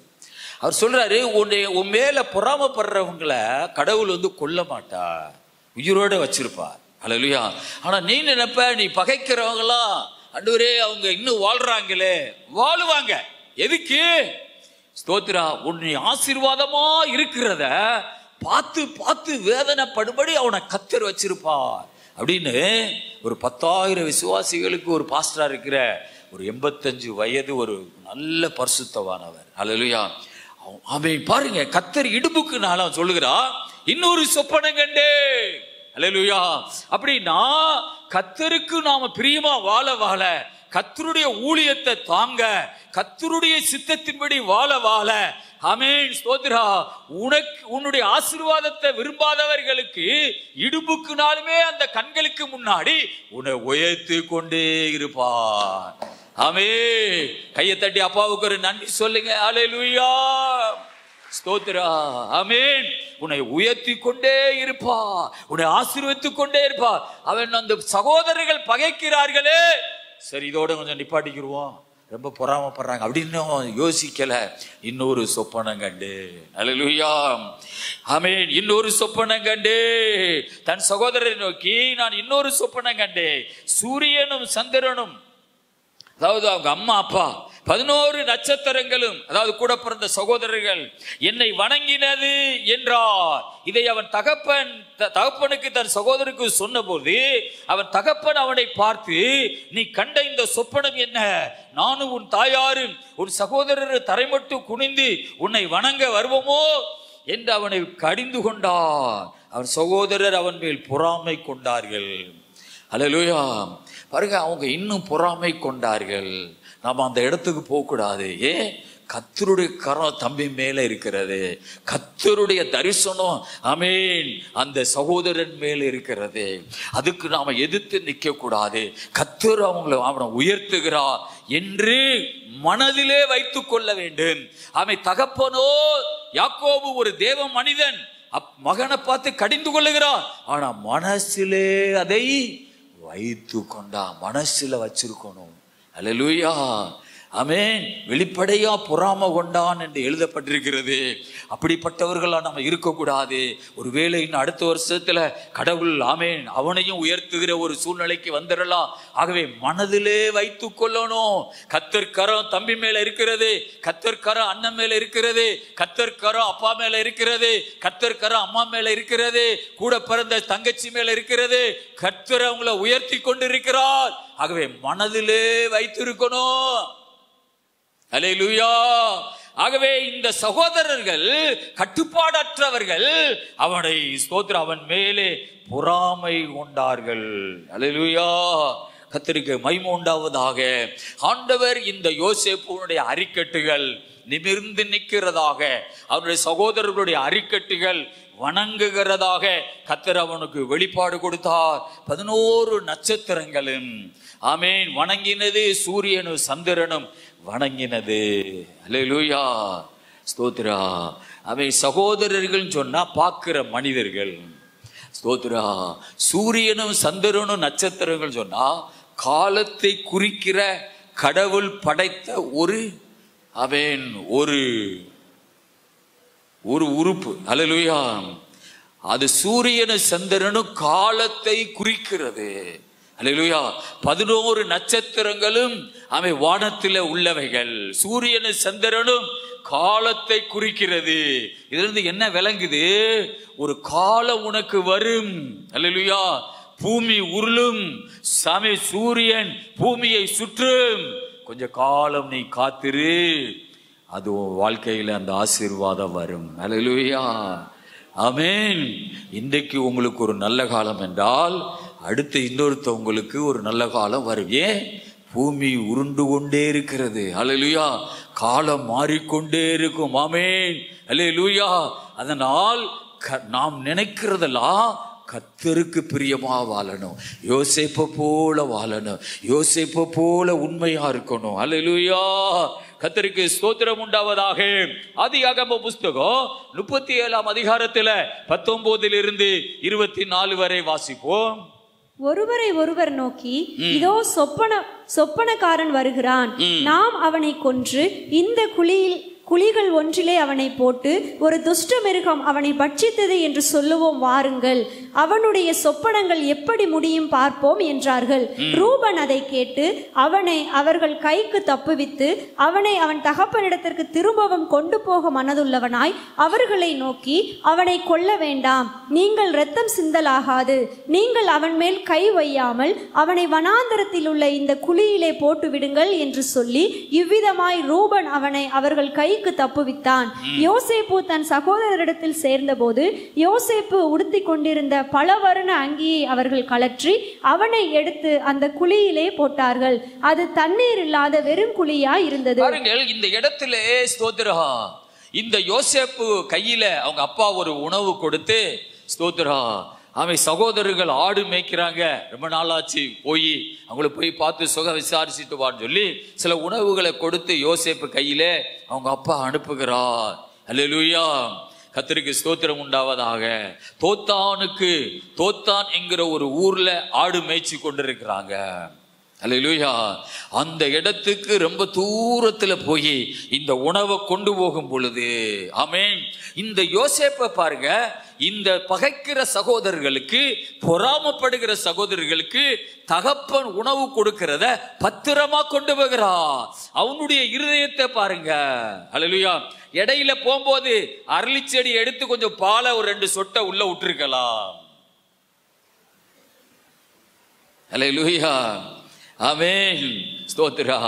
இடையில சில விச செடிகள்லாம் இருந்திருக்கு, அதுல 2 எடுத்து சொட்டை விட்டு சுத்தமா சோடிய முடிச்சிருக்கலாம். ஆனால் ஆகவே அப்படி கட்டுப்பாடு இல்லாதவனாக யோசேப்பு இருந்தான்னா இந்த அரிக்கட்டு நிமிர்ந்து நிக்கிற அரிக்கட்டினுடைய தரிசனம் நிறைவேறி இருக்காது. அல்லேலூயா. ஆக கர்த்தருடைய ஆசீர்வாதம் ஒருவனுக்கு வேண்டும் என்றால் அவன் மனசு விரும்புகிறதை செய்யக்கூடாது. கர்த்தர் என்ன விரும்புகிறாரோ அதைத்தான் அவன் வாழ்க்கையிலே செய்யணும். அல்லேலூயா, கர்த்தருக்கு ஸ்தோத்திரம். பொறாமப்பட்டாங்க, பகைச்சாங்க. ஆகவே இந்த யோசேப்பு அவர்களை பகைக்கவில்லை, அவர்களுக்கு ஆகாரத்தை கொண்டு போகிறார், பாசத்தோடு கொண்டு போகிறார். எங்கே சகோதரர்கள் மேல் பாசம் இருக்கிறதோ அவனைத்தான் அந்த குடும்பத்துக்கு தலைவராக கர்த்தர் கொண்டு வருவார். அல்லேலூயா. உன்னிடத்தில் இருந்து கசப்புகளும் வெறுப்புகளும் அவன் ஸ்தோத்திர ரிசீவ் ஆகி கொண்டே இருந்தா கடவுள் உன்னை குடும்பத்திலே ஒரு தலைவனாக கொண்டு வர முடியாது. நீ அந்த குடும்பத்திலே உன்னிடத்திலிருந்து அன்பு வெளிப்படணும், உன்னிடத்திலிருந்து பாசம் வெளிப்படணும். ஆகவே அப்படிப்பட்ட ஒரு மனிதனைத்தான் கர்த்தர் தரிசனம் கொடுப்பா. உன்னையுடைய அரிக்கட்டுகள் நிமிர்ந்து நிற்கிறது. அல்லேலூயா. மற்ற அரிக்கட்டுகள் எல்லாம் உன்னை வணங்கி நிற்கிறது. அல்லேலூயா, கர்த்தருக்கு ஸ்தோத்திரம். ஆமென். உன் பாத்திரம் சரியா இருந்தா உன் பாத்திரத்தை கர்த்தர் நிரம்பி வழிய பண்ணுவா. தாவீது சொல்லுகிறான், கர்த்தர் என் பாத்திரம் நிரம்பி வழிய பண்ணுகிறார். அல்லேலூயா.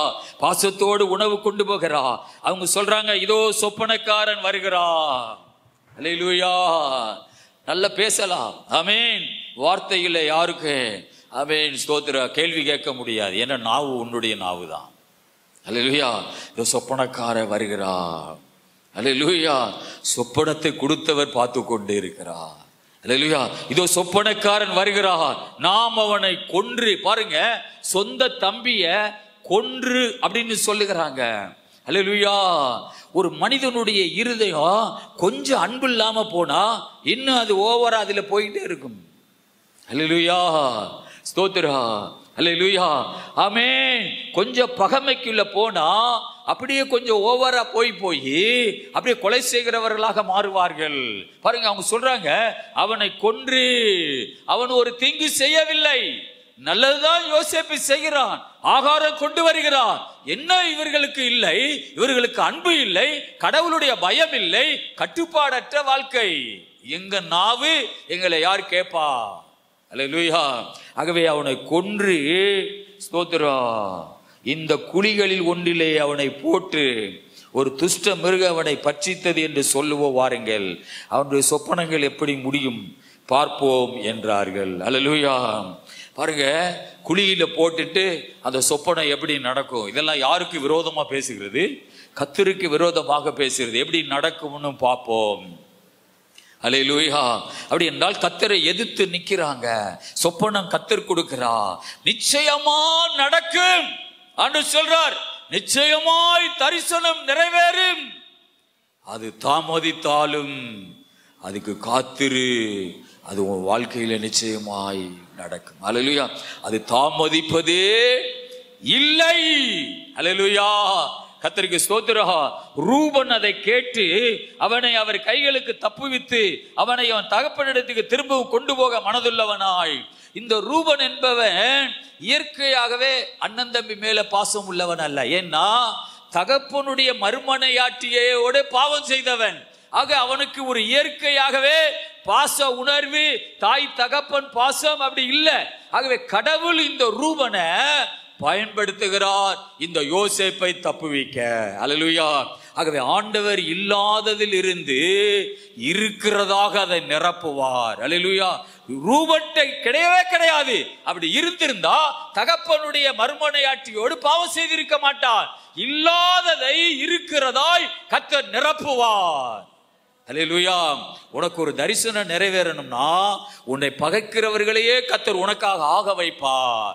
ஆமே, உன்னை வெறுக்கிறவர்களையே உன்னை நேசிக்கிறவர்களாக மாற்றுவார். அல்லேலூயா. ஆமென். ரூபன் சொல்லுகிறான், ஐயோ அவனை கொல்ல வேண்டாம். அல்லேலூயா.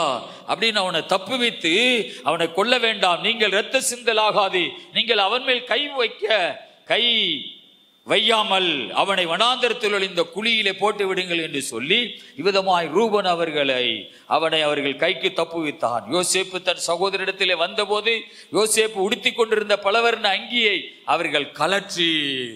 அல்லேலூயா. ஏன் இந்த பலவர்ண அங்கியை கலற்றுறார்கள்? அது மேலதான் அவனுக்கு ஒரு பெரிய பொறாமை. அல்லேலூயா. கலற்றி அவர்களை அந்த குழியிலே போட்டு விட்டார். அது தண்ணி இல்லாத வெறும் குழியாக இருந்தது. அல்லேலூயா.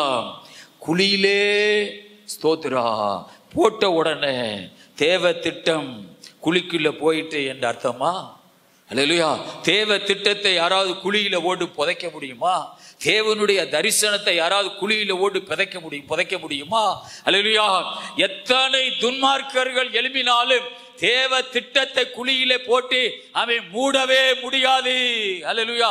கடவுள் உன் குடும்பத்தின் மேல ஒரு ஆசீர்வாதமான திட்டத்தை வைத்திருப்பார் என்றால் அது எத்தனை பேர் குழியில தள்ளினாலும் அது நடந்து தீரும். ஒரு அல்லேலூயா சொல்லுவாப்பா.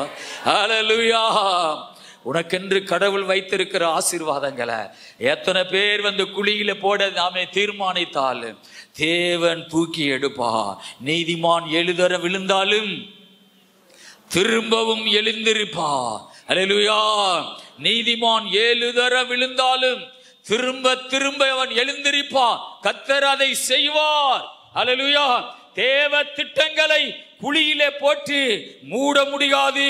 யோசேப்பு குழியிலே போடப்பட்டார். அல்லேலூயா. 36 வசனத்தை வாசிங்க. ஸ்தோத்திரம். 37. அந்த மீதியானியர் யோசேப்பை எகிப்திலே பார்வோனின் பிரதானியும் தலையாரிகளுக்கு அதிபதியுமாகிய போர்த்திபார் என்பவரிடத்தில் விற்றார்கள். இப்போ இந்த யோசேப்பு குழியிலே போடப்பட்டிருந்த பொழுது இஸ்மவேலர்கள் வர்த்தக சாமான்களை ஏற்றி கொண்டு எகிப்திலே எகிப்துக்கு போகிறார்கள். அல்லேலூயா.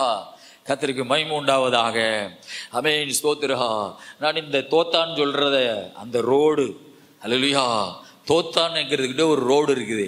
அந்த ரோடு இப்படியே போய் எபிரோனை தாண்டி காசாவை தாண்டி அந்த ரோடு எகிப்துக்கு போகிறது. இப்போ நீங்க இந்த காசா யுத்தத்தில் பார்க்கலாம். காசாவில் இருந்து பக்கத்துல தான் எகிப்து இருக்கிறது. ரஃபா எல்லைன்னு சொல்லி அந்த எல்லையில தான் இந்த மக்கள், பாலஸ்தீன மக்கள் போய் தஞ்சம் அடைஞ்சிருக்கிறாங்க. அல்லேலூயா. இந்த காசாவை தாண்டி அந்த ரோடு அப்படியே எகிப்துக்கு போகிறது. அதுதான் இந்த இஸ்மவேலர்கள் வர்த்தக சாமான்களை ஒட்டகத்துல ஏத்திட்டு போற பாதை. ஆகவே அந்த பாதையில போகும் பொழுது அவர்களிடத்திலே இந்த யோசேப்பை அவர்கள் 20 வெள்ளிக்காசுக்கு விற்கிறார்கள். சொந்த அண்ணமார் தம்பியை விற்கிறார்கள் 20 வெள்ளிக்காசுக்கு. அல்லேலூயா. யோசேப்பு விற்கப்பட்டார். கர்த்தருக்கு மகிமை உண்டாவதாக. ஆக கடவுள் ஒரு மனிதன் மேல ஒரு தரிசனம் வைப்பார் என்றால் அந்த தரிசனம் நிறைவேறுவதற்கு சில பாடுகளை கடந்து போக வேண்டி இருக்கும். அல்லேலூயா. சில துன்பங்களை கடந்து போக வேண்டியது இருக்கும். ஆனா உனக்கு தரிசனம் கொடுத்த தெய்வம் ஒரு உயிருள்ளவரா, ஒரு நாள் அது நிறைவேறும். அல்லேலூயா. குறித்த காலத்துக்கு தரிசனம் வைக்கப்பட்டிருக்கிறது. அது முடிவிலே விளங்கும். அது தாமதித்தாலும் அதற்கு காத்திரு. அது தாமதிப்பது இல்லை. ஆமென். நிச்சயமாய் நிறைவேறும். கர்த்தருக்கு மகிமை உண்டாவதாக. 1998 நான் ஊழியத்துல சபையை பொறுப்படுத்தி துவக்க காலம். அல்லேலூயா. ஸ்தோத்திரா. நான் ஒரு நாள் திருவள்ளாங்கிற ஒரு இடத்துல பார்த்து கிடக்கும் போது கேரளாவில் ஊழியத்துக்காக நானும் பவுலோஸ் பாஸ்டர் போயிருக்கும் போது ஸ்தோத்திரா கேபி யோகனாவுடைய பில்டிங்கில் ஒரு பெரிய ரூம்பு. அல்லேலூயா. 15க்கு 15 20க்கு 20 அப்படி இருக்கும். அது ஏசி வச்ச ரூம்பு. காலையில் ஒரு சர்ச்சில் போய் கூட்டம் நடத்திட்டு அவர் பாஸ்டர் பிரசங்கம் பண்ணுவார். நான் புக் ஸ்டால் அந்த மிஷனரி சேலஞ்சை விற்கிறது தான் என்னுடைய வேலை. அல்லேலூயா. இப்படி நான் சுமந்து தோளெல்லாம் சுமந்து வழியா அப்படி ஒரு இடத்துல அந்த ரூமுக்குள்ளே, ஒரே ரூமுக்குள்ளே பாஸ்டர் அங்கிட்டு படுத்து இருக்கிறேன், நான் இங்கிட்டு படுத்து கிடக்கிறேன். அங்கே ஒரு சத்தம் கேட்குது. ஒரு 12 மணிக்கு தூங்க ஆரம்பித்தோம். 2 மணிக்கு ஒரு சத்தம் கேட்குது. மகனே, உன் பாதையெல்லாம் நான் நெய்யாய் பொழிய பண்ணுவேன், உன் தலையை என் நன்மையால் முடிசூட்டுவேன். அல்லேலூயா. ஆமென். ஒரு நல்ல கடவுளுடைய ஒரு வார்த்தை. நான் எந்திக்கும் பொழுது பாஸ்டர் ரொம்ப நல்லா தூங்கிட்டு இருக்கிறார். அல்லேலூயா. ஆனால் எனக்கு தான் அந்த சத்தம் கேட்கப்படுகிறது. 1998 அந்த சத்தம் 2வது மாதமோ 3வது மாதமோ நோட்டில் எழுதி வச்சிருக்கிறேன். ஆகவே அந்த சத்தம், அந்த தரிசனம் என் வாழ்க்கையில் நிறைவேறணும்னா நான் அப்படியே வாழணும். அல்லேலூயா. அப்படியே ஜீவிக்கணும், அவருக்கு உண்மையா வாழணும். அப்படி போகும்போது தான் உன் பாதையெல்லாம் நான் நெய்யாய் பொழிய பண்ணுவேன், உன் தலையை நன்மையால் முடிசூட்டுவேன்னு சொல்ற வாக்குத்தத்தா அது என் வாழ்க்கையில நிறைவேறும். அல்லேலூயா. கர்த்தருக்கு ஸ்தோத்திரம். நான் இடையில காசுக்காக பிறல்கிறவனா இருந்தா, இடையில இச்சைக்காக பிறல்கிறவனா இருந்தா, அந்த வார்த்தைகள் அப்படியே ஒன்னில்லாமல் கழிந்து முடிஞ்சு போய்விடும். அல்லேலூயா. கர்த்தருக்கு மகிமை உண்டாவதாக. இந்த யோசேப்பு விற்கப்பட்டா. சில துன்பம் வரும், சில பிரச்சனைகள் வரும், சில தரித்திரங்கள் வரும், ஆனால் நிச்சயமாய் அது நடக்கும் உன் வாழ்க்கையிலே. அல்லேலூயா. கர்த்தருக்கு மகிமை உண்டாவதாக. ஸ்தோத்திரம். யோசேப்பு விற்கப்பட்டா. 39ஆம் அதிகாரத்துல ஆதியாகமம் 39:7-12 வரை வாசிப்போம். சில நாள் சென்ற பின் அவனுடைய எஜமானியின் மனைவி யோசேப்பின் மேல் கண் போட்டு என்னோட சயனி என்றாள். அவளோ தன் எஜமானுடைய மனைவியின் சொல்லுக்கு இணங்காமல் அவளை நோக்கி, இதோ வீட்டிலே என்னிடத்தில் இருக்கிறவைகளில் யாதொன்றை குறித்தும் என் ஆண்டவன் விசாரியாமல் தனக்கு உண்டான எல்லாவற்றையும் என் கையில் ஒப்புவித்திருக்கிறார். இந்த வீட்டிலே என்னிலும் பெரியவன் இல்லை. நீ அவருடைய மனைவியாய் இருக்கிறபடியால் உன்னை தவிர வேறொன்றையும் அவர் எனக்கு விலக்கி வைக்கவில்லை. இப்படி இருக்க நான் இத்தனை பெரிய பொல்லாங்குக்கு உடன்பட்டு தேவனுக்கு விரோதமாய் பாவம் செய்வது எப்படி என்றான். அவள் நித்தம் யோசேப்போடே இப்படி பேசி கொண்டு வந்தும் அவன் அவளோட சயனிக்கவும் அவளுடைய இருக்கவும் சம்மதிக்கவில்லை. இப்படி இருக்கும்போது ஒரு நாள் அவன் தன் வேலையை செய்கிறதற்கு வீட்டிற்குள் போனான். வீட்டு மனிதரில் ஒருவரும் வீட்டில் இல்லை.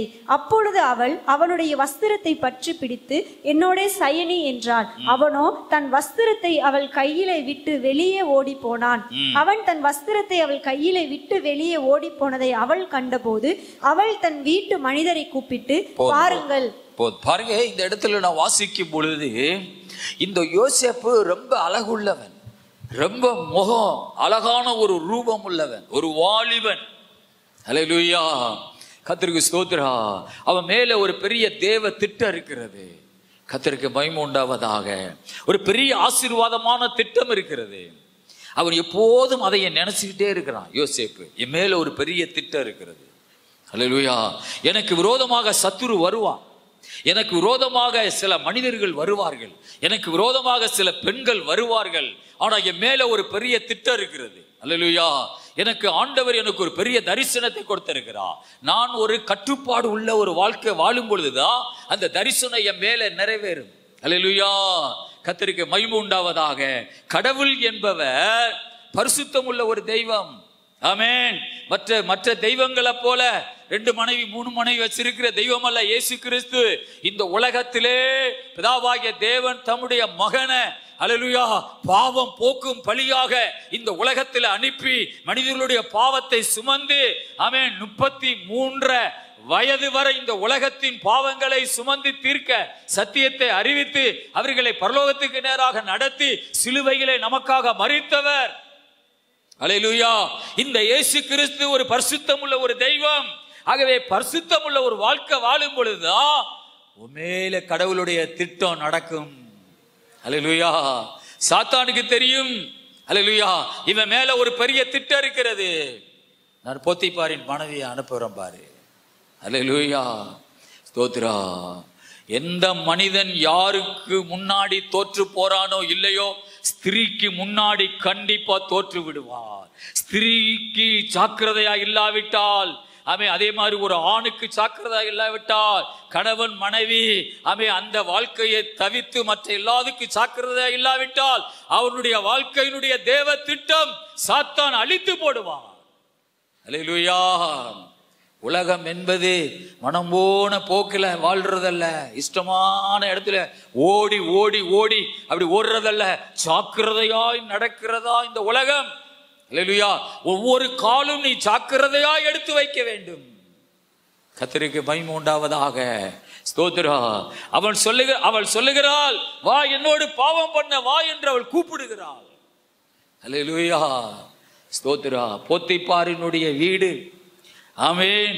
அவனுக்கு ஒரு ஜாக்கிரதையான ஒரு வீடாக இருந்ததே தவிர, போத்திப்பாரின் வீடு போத்தீசு ஜவுளி கடைக்குள்ள போனது மாதிரி ஆமென் அந்த ஆமென் பட்டிச்சீல ஆமென் பிரிவுக்கு போகவா, இந்த பட்டிச்சீல பிரிவுக்கு போகவா, அப்படி ஒரு அப்படியே கண்ணை போத்தீசுக்குள்ள போனது மாதிரி விடல.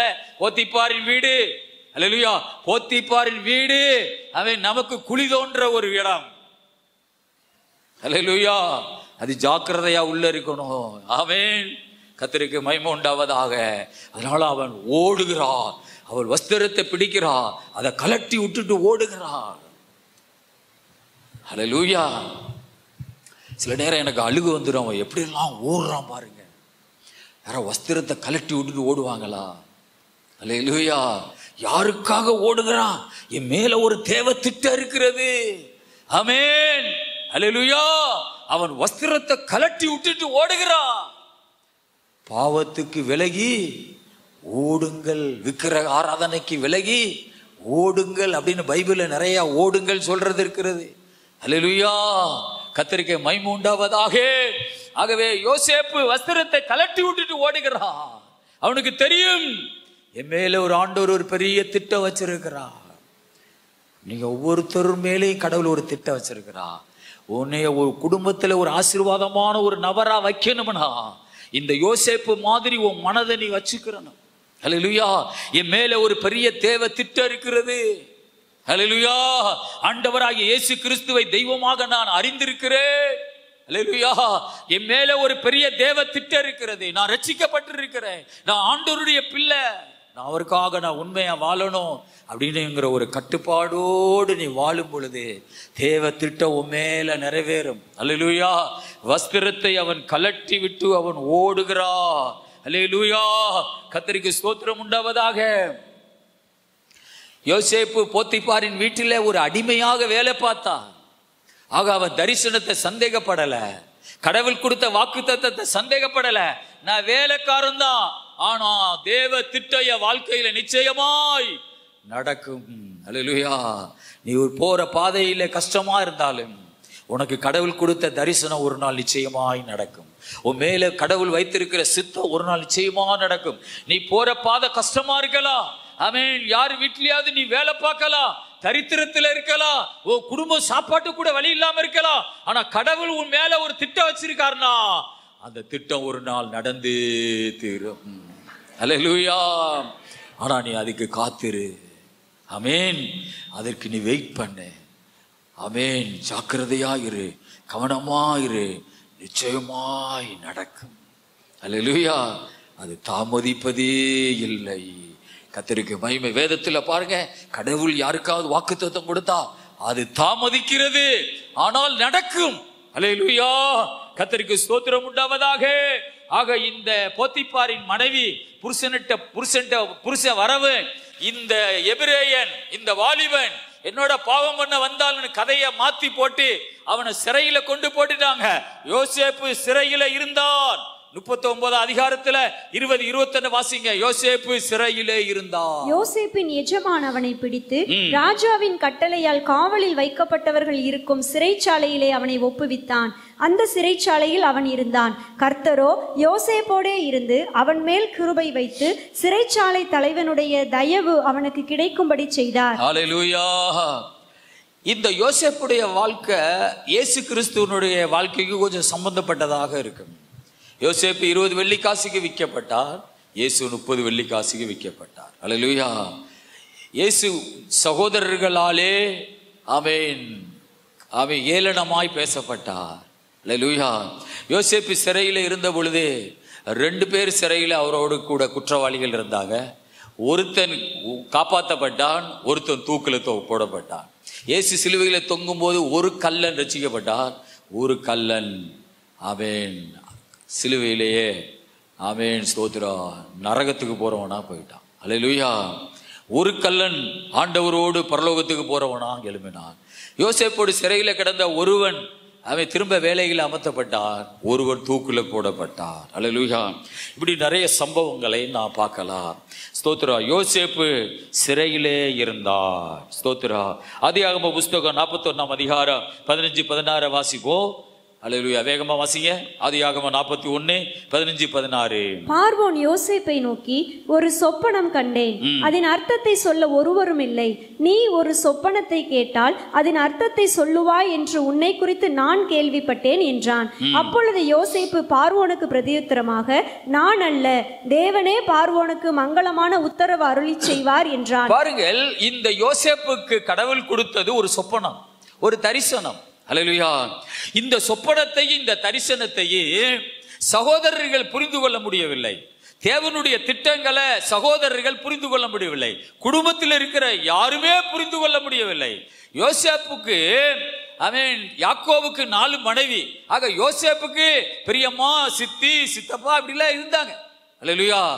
ஆமென். யோசேப்புக்கு 4 மனைவி. அப்படி என்றால் ராகேல் இளையவள், அதுக்கு மூத்தவங்க எல்லாம் பெரியம்மா.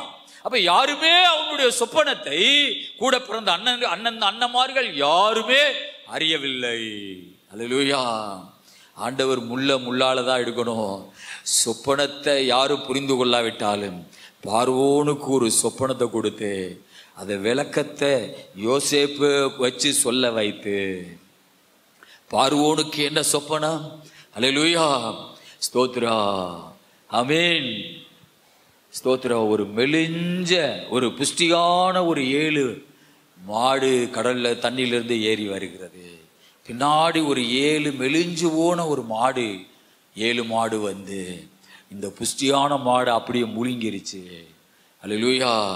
ஆமென். சாவியான நெல்லு கதிர்கள் கொஞ்சம் எலும்பி வந்து, அதுக்கப்புறம் செழுமையான நெல்லு கதிர்கள் வந்து இதை தின்றுச்சு அப்படின்னு ஒரு சொப்பனங்கள். அது என்ன அர்த்தம் என்றால், ஆமென் ஸ்தோத்திரம், ஒரு கொஞ்ச காலம் கொஞ்சம் ஆசீர்வாதமா வரும், அதுக்கப்புறம் ஒரு பஞ்சம் வரும்.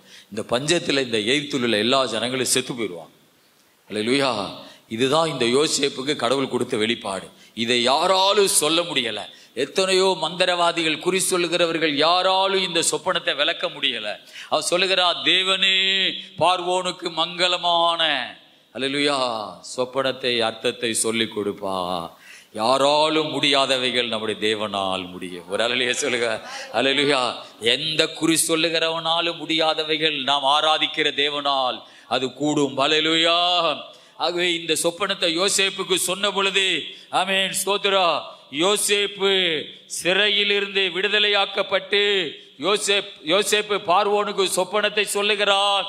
ஆதியாகமம் 41 அதிகாரம் 38 43 வரை நம்ம வாசிக்கும் பொழுது யோசேப்பு உயர்த்தப்பட்டான். ஆமென். யாரும் வாசிக்க வேண்டாம். ஆதியாகமம் புத்தகம் 41 அதிகாரத்துல 38 43 வரை வாசிக்கும் போது யோசேப்பு உயர்த்தப்பட்டான். பார்வோனுடைய மோதிரத்தை கலற்றி ஆமென் யோசேப்புக்கு போட்டார்கள். அல்லேலூயா. கர்த்தருக்கு ஸ்தோத்திரம். ஆதியாகமம் புத்தகம் 42 அதிகாரம் 6 வரை வாசிங்க. ஆதியாகமம் 42 6 வரை. யோசேப்பு அத்தேசத்துக்கு அதிபதியாயிருந்து தேசத்தின் ஜனங்கள் யாவருக்கும் விற்றான். யோசேப்பின் சகோதரர் வந்து முகங்குப்புற தரையிலே விழுந்து அவனை வணங்கினார்கள்.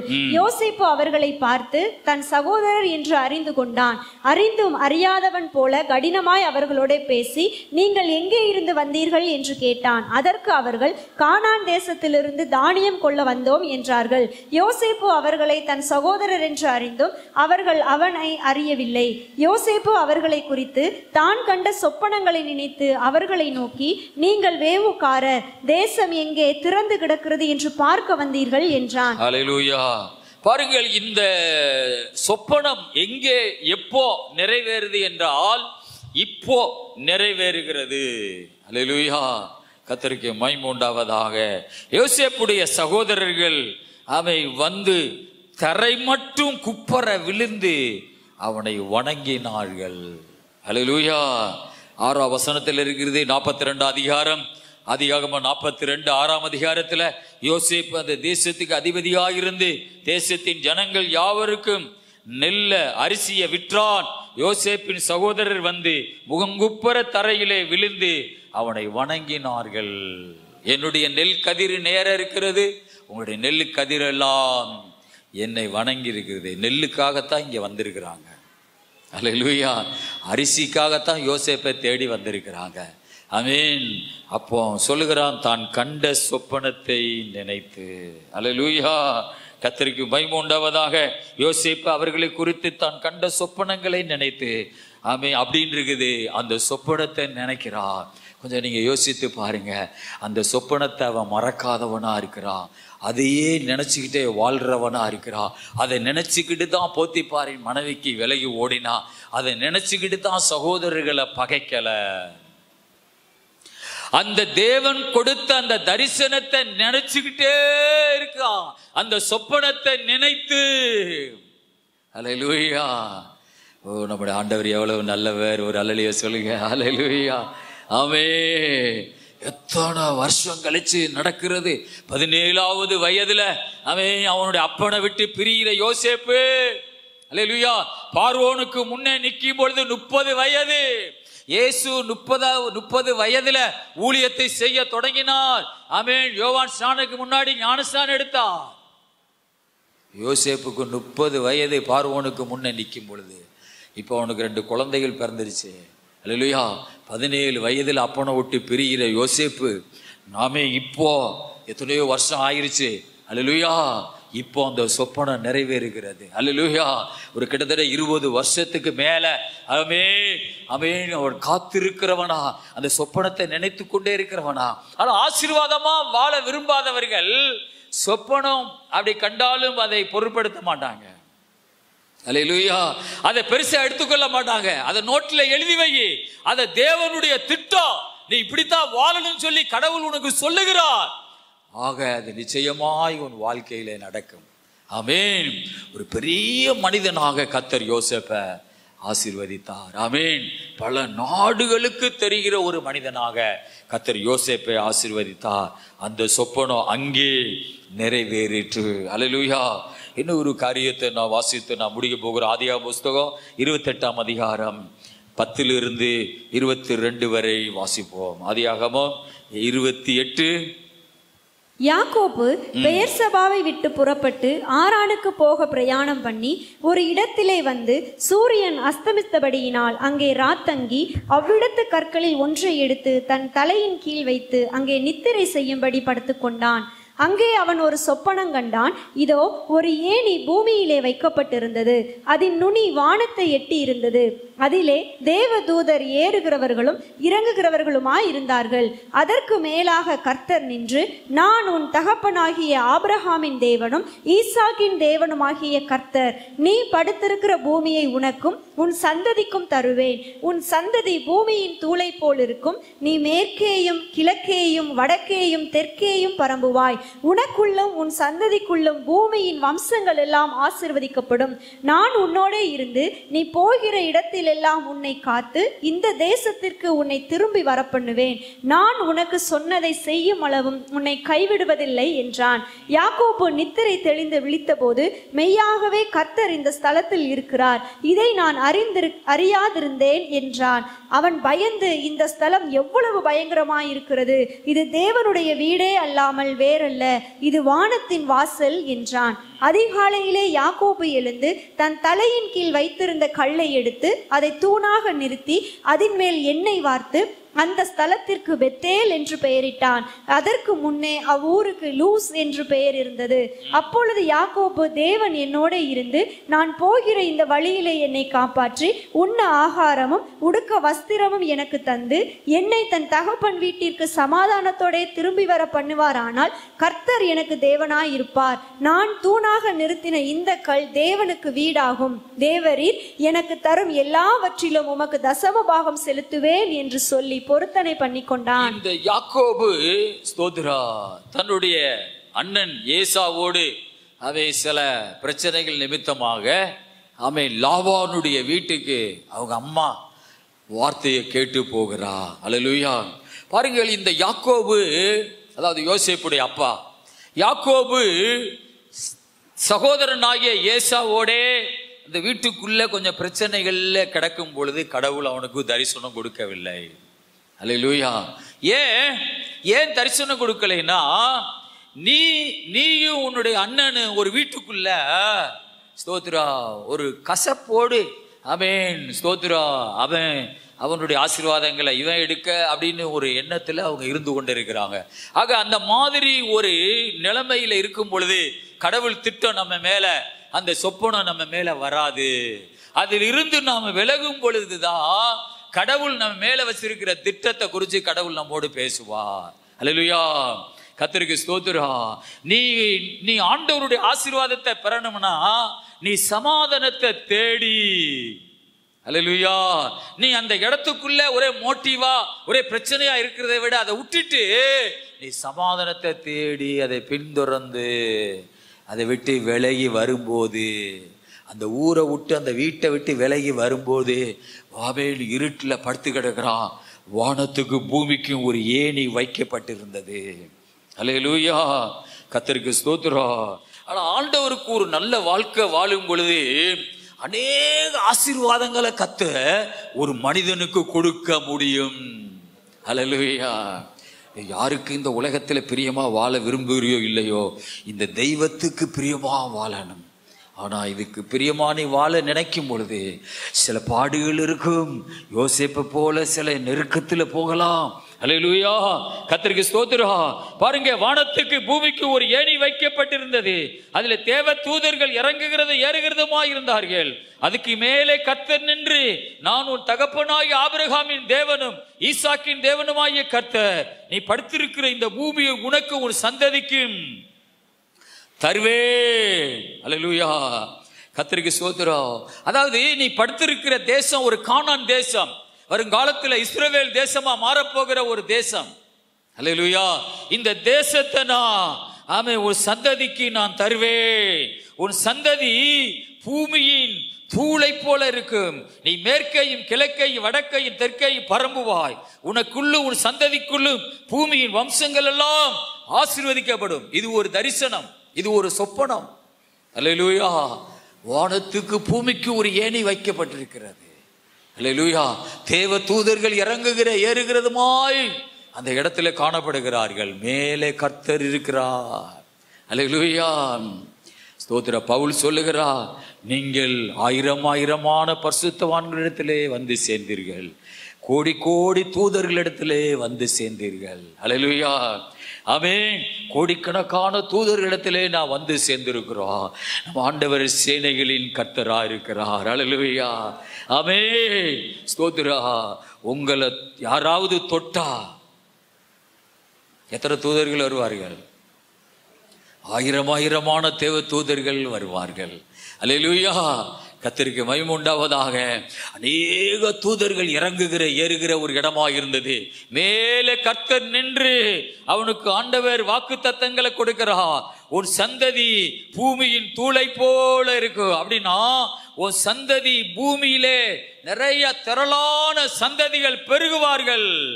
நான் உன்னோட இருந்து நீ போகிற இடத்திலெல்லாம் உன்னை காத்து இந்த தேசத்துக்கு உன்னை திரும்பி வர பண்ணுவேன். அல்லேலூயா, நான் உனக்கு சொன்னதை செய்யும் அளவும் உன்னை கைவிடுவது இல்லை. ஆண்டவர் ஒரு அருமையான வாக்குத்தத்தத்தை தரிசனங்கள் மூலமாக அவனுக்கு கொடுக்கிறார். ஸ்தோத்திரம். மாமனை தேடி போகிறார், லாபானை தேடி போகிறார். அல்லேலூயா, கர்த்தருக்கு ஸ்தோத்திரம். ஆமென். சில வருஷங்கள் கழித்து இந்த வாக்குத்தத்தங்கள் யாக்கோபுடைய வாழ்க்கையிலே நிறைவேறுகிறது. அல்லேலூயா, கர்த்தருக்கு மகிமை உண்டாவதாக. ஆதியாகமம் புத்தகம் 29ஆம் அதிகாரம் 31 to 35 வரை வாசிங்க. லேயாள் அற்பமாய் எண்ணப்பட்டாள் என்று கர்த்தர் கண்டு அவள் கற்பந்தரிக்கும்படி செய்தார். ராகேலோ மலடியாய் இருந்தாள். லேயாள் கர்ப்பவதியாகி ஒரு குமாரனை பெற்று கர்த்தர் என் சிறுமையை பார்த்தருளினார், இப்பொழுது என் புருஷர் என்னை நேசிப்பார் என்று சொல்லி அவனுக்கு ரூபன் என்று பெயரிட்டாள். மறுபடியும் அவள் கர்ப்பவதியாகி ஒரு குமாரனை பெற்று நான் அற்பமாய் எண்ணப்பட்டதை கர்த்தர் கேட்டருளி இவனையும் எனக்கு தந்தார் என்று சொல்லி அவனுக்கு சிமியோன் என்று பெயரிட்டாள். பின்னும் அவள் கர்ப்பவதியாகி ஒரு குமாரனை பெற்று என் புருஷருக்கு 3 குமாரரை பெற்றபடியால் அவர் இப்பொழுது என்னோட சேர்ந்திருப்பார் என்று சொல்லி அவனுக்கு லேவி என்று பெயரிட்டாள். மறுபடியும் அவள் கர்ப்பவதியாகி ஒரு குமாரனை பெற்று இப்பொழுது கர்த்தரை துதிப்பேன் என்று சொல்லி அவனுக்கு யூதா என்று பெயரிட்டாள். பிற்பாடு அவளுக்கு பிள்ளை பேரு நின்று போயிற்று. இந்த வார்த்தைகள் எங்கே நிறைவேறுகிறது என்றால், ஒரு சந்ததி பூமியின் தூளை போல இருக்கும் சொன்ன வார்த்தையில் இருந்துதான் இந்த பிள்ளைகள் பெறுகிறார்கள். அல்லேலூயா. கடவுள் ஒரு வார்த்தையை கொடுத்தா அது நிச்சயமா நம்முடைய வாழ்க்கையிலே நிறைவேறி கொண்டே இருக்கும். அல்லேலூயா. ஆமென். ஒரு ஊழியக்காரர் சொன்னாரு, ஒரு தேவ மனிதனுடைய சந்ததிகள் பூமியிலே நிறைய பெருகணும்னு கடவுள் விரும்புவாரா? அதனால என்னைய வளர்த்த அந்த பாஸ்டர்லாம் சொல்லுவா, நிறைய பிள்ளைகளை நீ பெறணும்னு சொல்லுவா. அல்லேலூயா. ஆனா நம்ம என்ன செய்கிறோம்? பிள்ளைகளை பெற முடியாம அவன் ஸ்தோத்திரா 2 குழந்தையோட நிப்பாட்டிடுறோம். 2 3 1 சிலவு ஒன்னோடய நிப்பாட்டிடுறான். ஏன்? என்ன பிரச்சனை? வளர்க்க முடியல. அல்லேலூயா. அவை வளர்க்க முடியல. ஆமென். ஆனா கடவுள் என்பவர் அப்படி கிடையாது. ஒருவர் நீதிமானா இருந்தா அவ சந்ததி பூமியில நிறைய பெருகணும் என்று கர்த்தர் விரும்புவார். அல்லேலூயா. கர்த்தருக்கு ஸ்தோத்திரம். அதனாலதான் கருத்தடை செய்வது அது வேற யாருக்கோ பொருந்தும். நீதிமான் சந்ததிக்கு அது கடவுளுக்கு முன்னாடி பாவம். அல்லேலூயா. ஏன்னா நீதிமானி சந்ததி பூமியின் தூள போல பெருகணும். அல்லேலூயா. கர்த்தருக்கு மகிமை உண்டாவதாக. ஆமென். ஒரு நீதிமானி சந்ததி நிறைய பிள்ளைகள் பெறணும்னு சொல்லி கர்த்தர் விரும்புகிறார். அதனாலதான் வாக்குத்தத்தமா யாரு குடும்பத்திலேயாவது பிள்ளை பெற்றெடுக்கிறதுல போட்டி சண்டை வருமா? யாக்கோவு குடும்பத்துல நடக்குது. அல்லேலூயா. யாக்கோவுக்கு 4 மனைவி, ஆனா பிள்ளை பெற்றெடுக்கிறதுல போட்டி. இது யாருடைய வார்த்தையில இணைஞ்சிருக்கிறது? கர்த்தருடைய வார்த்தையில இணைஞ்சிருக்கிறது. உன் சந்ததி பூமியின் தூளை போல பெருகும். அந்த வார்த்தையில தான் அப்படி இருக்கிறது. அந்த வார்த்தையில தான் அந்த சிந்தைகள் அந்த பெண்களுக்கு வருகிறது. அல்லேலூயா. எனக்கு பிள்ளை பேர் நின்று போயிடுச்சு, என் வேலைக்காரி எடுத்து புருஷனுக்கு கொடுக்குறா. அல்லேலூயா. ஸ்தோத்திரா. அவளுக்கு பிள்ளை நின்று போயிடுச்சு, இன்னொரு வேலைக்காரியை கொடுக்குறா. அது எங்க இருந்து வருகிறது? ஆண்டவருடைய வார்த்தையிலிருந்து வருகிறது. அப்போ ஆண்டவர் எவ்வளவு மனைவி அவை வைத்துக் கொள்ளலாம் என்று இருந்தது. இயேசு கிறிஸ்து வந்த பின்னாடிதான் ஒருவனுக்கு ஒருத்தி என்று ஆண்டவர் ஒரு வார்த்தை மூலமாக, சட்டத்தின் மூலமாக நம்மை திருத்துகிறார். அல்லேலூயா. ஆண்டவருக்கு மகிமை உண்டாவதாக. ஆகவே அந்த வாக்குத்தத்தம் இங்கே நிறைவேறுகிறது. ஆண்டவர் அந்த பெத்தேலுக்கு போற பாதையில ஆமென் யோசேப்புக்கு தரிசனமாகி சொன்ன வசனம் எத்தனையோ வருஷம் கழிச்சு அங்கே லாபானுடைய வீட்டில அந்த யாக்கோவுக்கு அந்த வார்த்தை நிறைவேறுகிறது. ஆண்டவருடைய வார்த்தை என்ன சொல்லுகிறது? நிச்சயமாய் தரிசனங்களும் சொப்பனங்களும் நிறைவேறியே தீரும். அல்லேலூயா. ஆதியாகமம் 30ஆம் அதிகாரத்துல 42 43 வாசிப்போம். சில வசனங்கள் வாசித்து முடிக்க போகிறோம். வாசிங்க. ஆதியாகமம் 30 42 43. பலவீனமான ஆடுகள் பொழிவும் போது அவைகளை போடாமல் இருப்பான். அதனால் பலவீனமானவைகள் லாபானையும் பலமுள்ளவைகள் யாக்கோப்பையும் சேர்ந்தன. இவ்விதமாய் அந்த புருஷர் மிகவும் விருத்தியடைந்து திரளான ஆடுகளும் வேலைக்காரிகளும் வேலைக்காரரும் ஒட்டகங்களும் கழுதைகளும் உடையவனானான். அல்லேலூயா. கர்த்தருக்கு ஸ்தோத்திரம். அவன் ஒரு பெரிய பணக்காரனாக மாறினான். யாக்கோபு 15ஆம் வசனம் சொல்லுகிறது. அல்லேலூயா. ஸ்தோத்திரம். ஆதியாகமத்துல அவன் 28:15 சொல்றாரு, நான் உன்னோடே இருந்து அல்லேலூயா நீ போகிற இடத்திலெல்லாம் உன்னை காத்து அவன் அப்படின்னு சொல்ற அந்த வார்த்தை, அவன் நான் உனக்கு சொன்னதை செய்யும் அளவும் உன்னை கைவிடுவது இல்லை என்று சொன்ன வார்த்தை அவன் அங்கே நிறைவேறுகிறது. ஆமென். நிறைய ஒட்டகங்களும் வேலைக்காரர்களும் வேலைக்காரிகளும் உள்ள ஒரு பெரிய பணக்காரனாக யாக்கோபை கர்த்தர் ஆசீர்வதித்தார். அல்லேலூயா. ஆதியாகமம் 31ஆம் அதிகாரத்துல ஆமென் ஸ்தோத்திரம் 1 நான் வாசிக்கும் பொழுது யாக்கோபு ஒரு பெரிய பணக்காரனாக மாறினதுனால ஆமென் சீரியா தேசத்தனாகிய லாபானும் அவனுடைய ஆண் பிள்ளைகளும் ஸ்தோத்திரா யாக்கோவை பார்த்து பொறாமப்படுகிறாங்க. இப்ப ஆண்டவர் சொல்லுகிறார், நீ திரும்பி ஆமென் ஸ்தோத்திரா உன் தேசத்துக்கு நீ போ. அல்லேலூயா. ஆதியாகமம் 31ஆம் அதிகாரத்துல 1 13 வரை வாசிக்கும் போது ஆண்டவர் சொல்லுகிறார், நீ திரும்பி உன் தேசத்துக்கு போ, லாபான் உனக்கு செய்கிற யாவையும் நான் கண்டேன். ஆண்டவர் சொன்னார், நான் உனக்கு சொன்னதை செய்யும் அளவும் உன்னை கைவிடுவதும் இல்லை. ஆண்டவர் திரும்ப ஒரு வாக்குத்தத்தம் கொடுத்தார், நான் உன்னை திரும்பி வர பண்ணுவேன். அல்லேலூயா. அதே ஆண்டவர் லாபானும் அவனுடைய பிள்ளைகளும் ஆமென் ஸ்தோத்திரா பொறாமப்படுறாங்க.